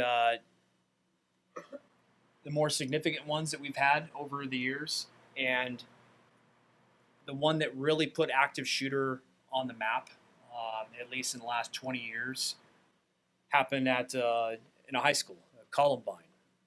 You know, those particular boys that were doing that, they were outcast from all the rest of the people. They were buddies with each other, but everyone else saw them as outcast. And that's a typical trait of your active shooters, that you're going to have somebody who is outcast from society. The San Bernardino, you had the male and his wife. That was a different type of situation where religious extremism was involved. But for the most part, you have people that are either not taking their medication because they have some sort of mental disorder of some sort of issue. But for the most part, these people are not under the influence of narcotics or alcohol or anything like that. They're possibly not on their medication, like I said, but you're having to deal with somebody who definitely has some sort of issues that are very difficult for law enforcement to deal with. These type of people that carry out active shooter situations, they're more on the scale of your upper echelon type of criminals. They are very highly prepared. They don't just wake up one morning, hey, I'm going to show up to this college today and shoot up the place.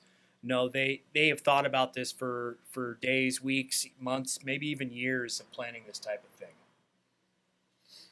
Lastly, on the active shooter topic, the video that we showed, it is my opinion that is the best video for non-sworn civilian type of people to view. The information that they try to convey, the run, hide, fight, they make it really easy. If this is a situation where you're ever going to unfortunately have to encounter, they just want you to be able to remember those 3 words. The run portion, obviously, if something were to happen, the best type of scenario for you would be to get out, get away from where all the shooting and everything's happening. That's not always something that's viable. The hiding portion, a lot of times, especially if it's a building where you have somebody that shows up that's unfamiliar about, the inner workings of the building. Maybe they don't know the best places to hide. Maybe they don't know, there's an electrical closet down the hall. I know I can hide in there. No one would ever find me, or the big filing cabinets. If they're not familiar with the building, then they're going to have a hard time being able to find everybody that is more familiar or actually works at that particular building. And the fighting portion, and they make a point to actually bring this up as much as possible. This is a last resort. If you're confronted with somebody that wants to shoot you, or if it's some sort of other issue, you have to think to yourself whether or not hey, do I just want to lay down, curl up in a ball and wish for the best, or am I going to find whatever weapons, chairs, whatever I can grab in my hand and try to take this guy on so you can go home to your family. Just that type of mentality that you have to think for yourself.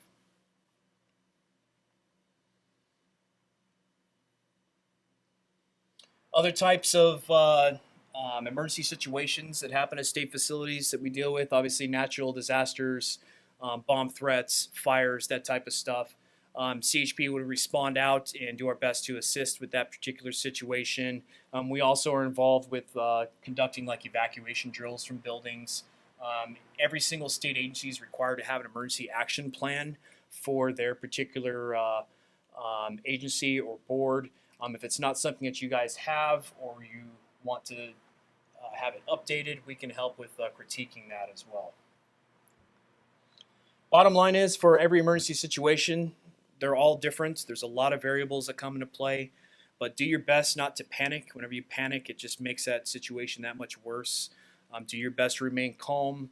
I know that some of the boards here have like panic alarms. Does your guys' board next door have a panic alarm that goes straight to CHP? A lot of the DCA boards are all like that. If there's some sort of issue in the building, maybe, hey, you're out in the main big kind of lobby that's out here, or the open area, and there's a fire on the other side of the building, if you are trying to make your way out, let others know that there's an emergency going on. We don't want you to push people aside and step on your coworker in order to try to get out the building. But do your best to get yourself out. Let other people know as you're going. Get yourself to safety. Maybe you can be that first person to call 911. Last topic here, safe driving tips and reminders. CHP focuses on 3 main traffic safety issues, bless you. Those are speed enforcement, occupant restraint, and DUI enforcement. In regards to DUI enforcement, we're seeing a huge problem. It's been over the last several years, or several recent years, in regards to people being under the influence of prescription medication. Most everybody in here probably knows that if you are drinking alcohol and your blood alcohol content is 0.08% or more, you're presumed to be under the influence of alcohol for driving a vehicle. Now, in regards to prescription medications, it's a little bit harder to articulate whether or not someone's actually under the influence. If I were to say, if you were to take a drink of alcohol, would you be okay to drive a vehicle? Well, it all depends. It depends on how big the drink is, depends on how much alcohol is in the drink, depends on your tolerance level of that. Same thing goes with the prescription medication. If I were to ask you if you were to take 1 Vicodin pill, would you be okay to drive? Hard to say. Maybe you have had chronic back pain for like the last 2 or 3 years, and 1 Vicodin pill doesn't do anything for you anymore. You kind of build up a tolerance. There's several different types of potency levels of a Vicodin pill, just for example. Maybe you're a big person and 1 Vicodin pill, just doesn't cut it for a person of your particular size. So what we want to convey is, just like with alcohol, if you're unsure about how inebriated you might be, or how much something might affect you, just err on the side of caution. If you are prescribed prescription medication, and it says, maybe on the bottle, do not operate heavy machinery, something like that, or if it's some sort of opioid type of pain medication, we don't want you to drive to work if you're unsure about exactly how it's going to affect you. If you have to, maybe call in sick that day, get somebody to drop you off. Be vocal with your managers and whatnot. Let them know exactly what's going on so they can try to work with you with that. In regards to speed enforcement, speed is the #1 factor in the majority of all the collisions that we take. We know in regards to the way that we enforce the speed laws out on the freeways, that majority of people are not going the speed limit. If you have a posted speed limit of 65 miles per hour, we know we can go out to 80 or 5 right now and find everybody's going over that particular speed limit. So if you are going 67, 68 miles per hour and the posted speed limit says 65, we can pull you over and write you a citation. Those aren't the people we're looking for. We're really looking for the more reckless speeders, the ones that are way out ahead of everybody else or in and out of traffic, making unsafe lane changes. Those are really the ones that we're looking for. But just know that if you're going over the speed limit, we can pull you over and write you a citation. If you use the excuse of, when we pull you over, you're in a pack of cars, you're going 80, but the whole entire pack is going 80, and we pull you over, you said, hey, I'm just going with the flow of traffic, That doesn't work with us. It doesn't work with the judge. So just know that if you are above the speed limit, we can pull you over. Regards to seatbelt enforcement, every single driver of a vehicle is responsible for every person in their vehicle, regardless of their age, to have their seatbelt on. So if we pull somebody over and their passenger's not wearing a seatbelt, even if they're an adult, we can write that driver a citation for not wearing their seatbelt. Typically, we don't do that. We would probably write the adult passenger the seatbelt citation. But just know that if you're driving a vehicle, everybody in your vehicle needs to be, you're responsible for everybody to be seatbelted or properly restrained. In regards to child safety seats, they changed the requirements probably about 3 or 4 years ago, I think maybe 2013. It used to be 60 pounds or 6 years old. Now any child that's 8 years old, or excuse me, below 8 years old has to be in some sort of occupant restraint child safety seat. We also have huge problems with cell phones, distracted driving. It is a hands-free law now. If you happen to have your cell phone in your hand and you're checking GPS or playing words with friends or checking your Facebook status or whatever it is that you're doing, you're in violation of the cell phone section. Most of all your cars nowadays, at least your newer cars, all have Bluetooth that runs like through the radio. That makes it nice. But if you need to talk on your cell phone and you don't have a newer car that does that, you're going to have a Bluetooth type of device. In Sacramento County, we have lots of right-of-way violations that cause collisions. I don't know exactly where everyone is from here, but we have quite a few traffic safety cameras, red light cameras at a lot of intersections, not only in the county but the city as well. Those work very well as a deterrent, but we still have people that end up running those as well.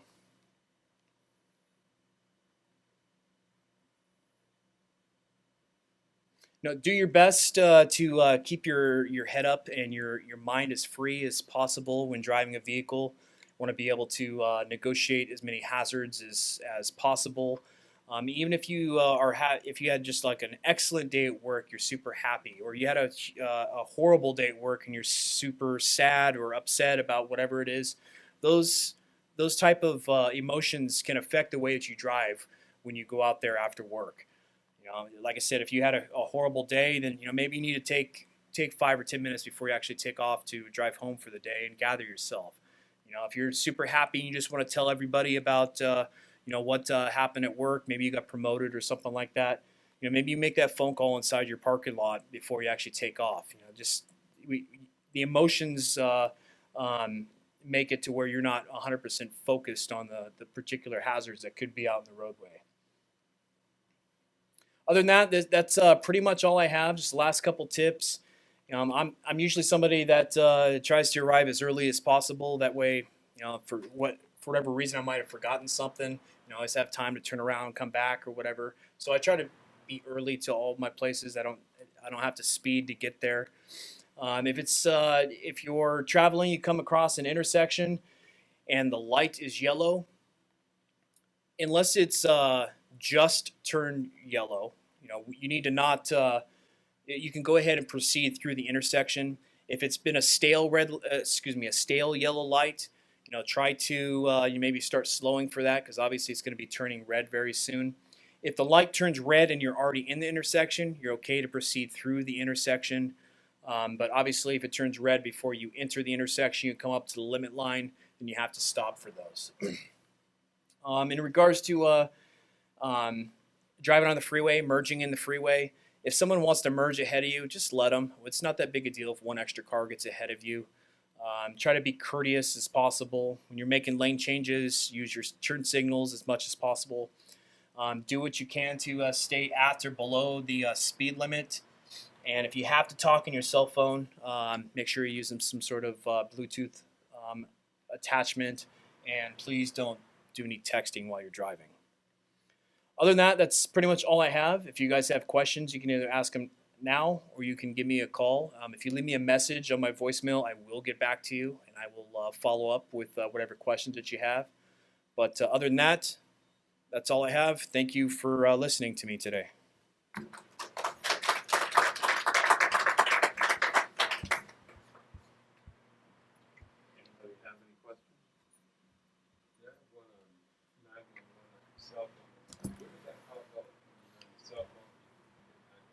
So if you call 911 from a cell phone, that goes directly to CHP dispatch. You call from a landline, it's either going to go to the police or the sheriff's department from where you're calling from, whatever jurisdiction that is. So all cell phone calls run through CHP dispatch throughout the entire state.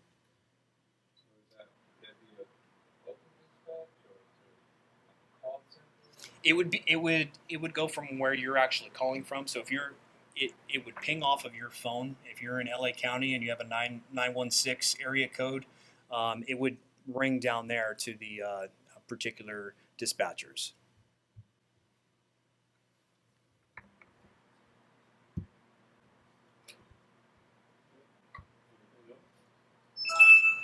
right, well, thank you, Officer Parker. We appreciate it. You're welcome. Very informative.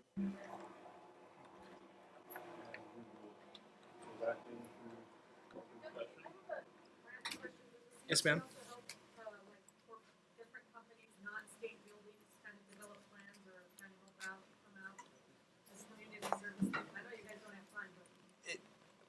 Unless we were specifically requested or asked by like our upper management, probably not.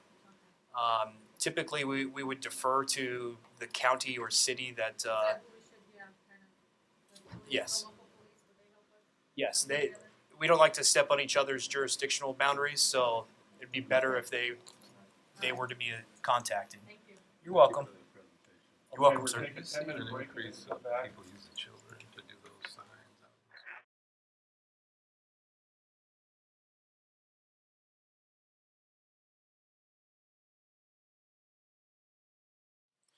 All right, we'll call the PA board back to order. Next item is Department of Consumer Affairs Director's update. May include updates pertaining to Department Administrative Services, Human Resources, Enforcement, Information Technology, Communication, and Outreach, as well as legislative, regulatory, and policy matters. Welcome.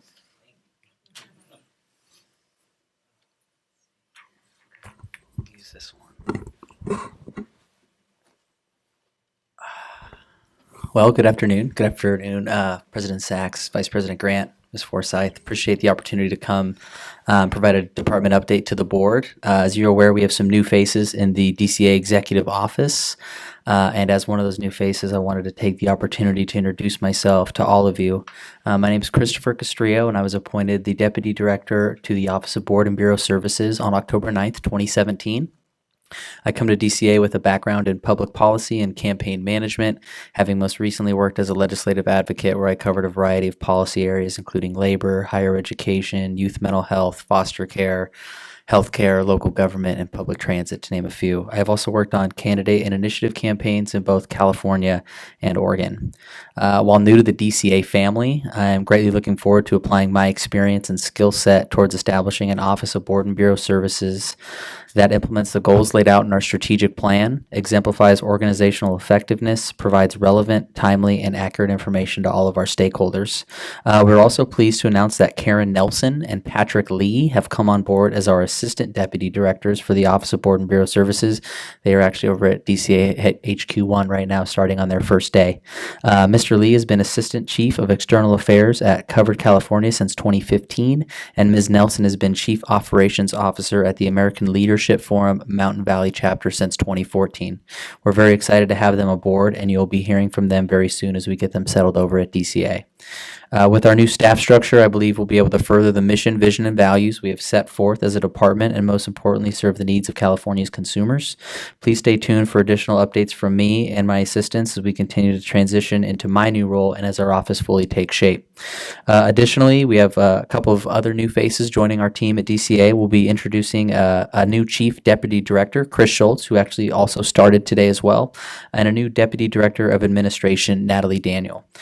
Before coming appointed to DCA, Mr. Schultz has been Deputy Commissioner of Community Programs and Policy Initiatives at the California Department of Insurance since 2011. And as I noted, Mr. Schultz will be starting with the department today.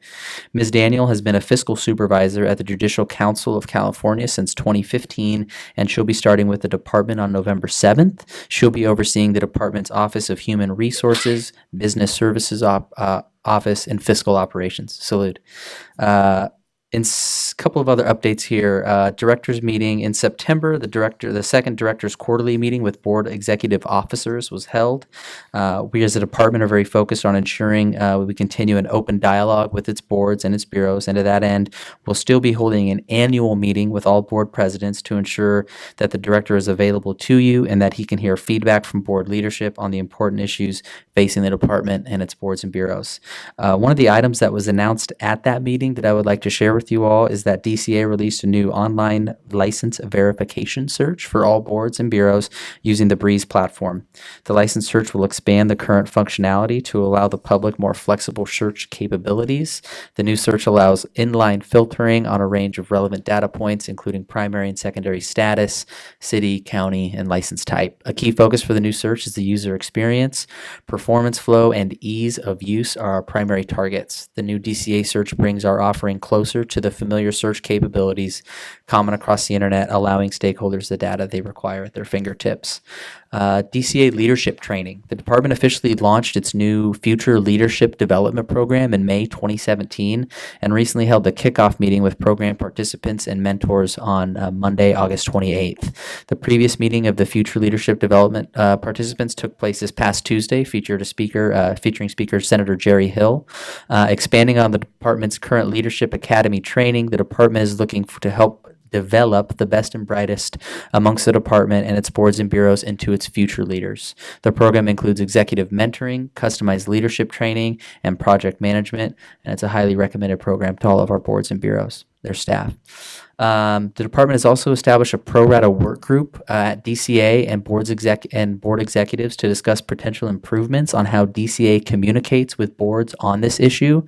Pro rata is the process by which the department distributes costs among its boards and bureaus to cover all departmental service such as IT, legal, publication services, to name a few. The work group held its first meeting in August 2017. The next meeting will be held tomorrow, August 31st, at DCA headquarters. And then we'll also be hosting a pro rata open house on November 14th. In July, the department also released its new strategic plan. Like the board's strategic plan, the department's executive team developed it with the assistance of Solid, and it outlines the DCA goals and objectives for the next 4 years. The plan is available on the publications page of the DCA website. Last couple of updates here. The final board member orientation training in 2017 is scheduled for November 15th. There's still room in the class if you need to register. Board members are required to complete this training within 1 year of appointment and reappointment to the board. This is a one-day training in Sacramento, details the important functions and responsibilities of board members. Please contact DCA Solid Team or my office if you are interested in attending. Board members can also register online. And lastly, a reminder that 2017 is a mandatory sexual harassment prevention training year for the Department of Consumer Affairs. This means all employees and board members are required to complete this training in 2017, even if it was completed last year. The training's online, interactive, and can be completed at your convenience. If you have questions on this or any of the other required trainings during your tenure as a board member, please don't hesitate to contact my office at the Office of Board and Bureau Services. As always, if the department can be assistance to the board, please let us know. Appreciate the opportunity to come here and meet you all, and thank you for the diligent partnership. Appreciate it. Thank you. Anybody have questions? No questions? Thank you very much. All right. Thank you. Thanks for having me. Appreciate it. Okay. Okay, I think we have covered everything on the agenda except agenda items for the next meeting. Maximus, we have to decide when we want to do our strategic plan again next year. Yes, I know. We obviously want to talk about OTP some more. The fees.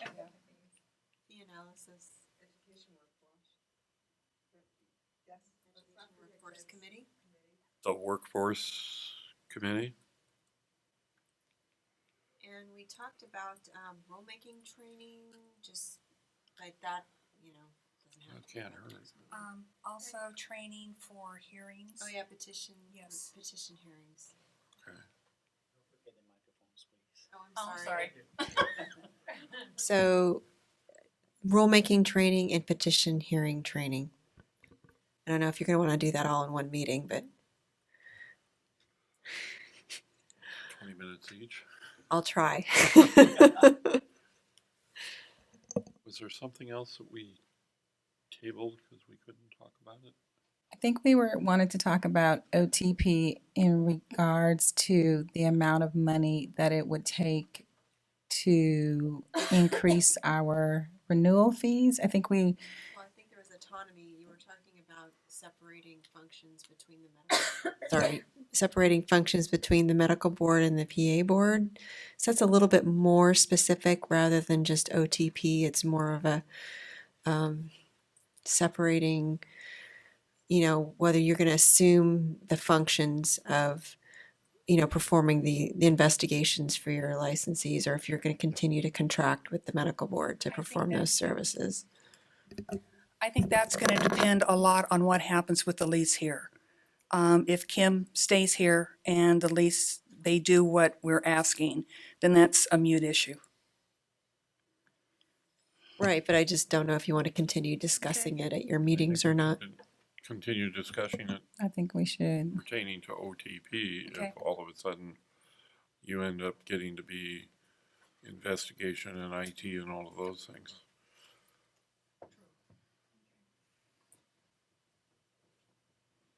Do we have a panic button in our office? Yes. Okay.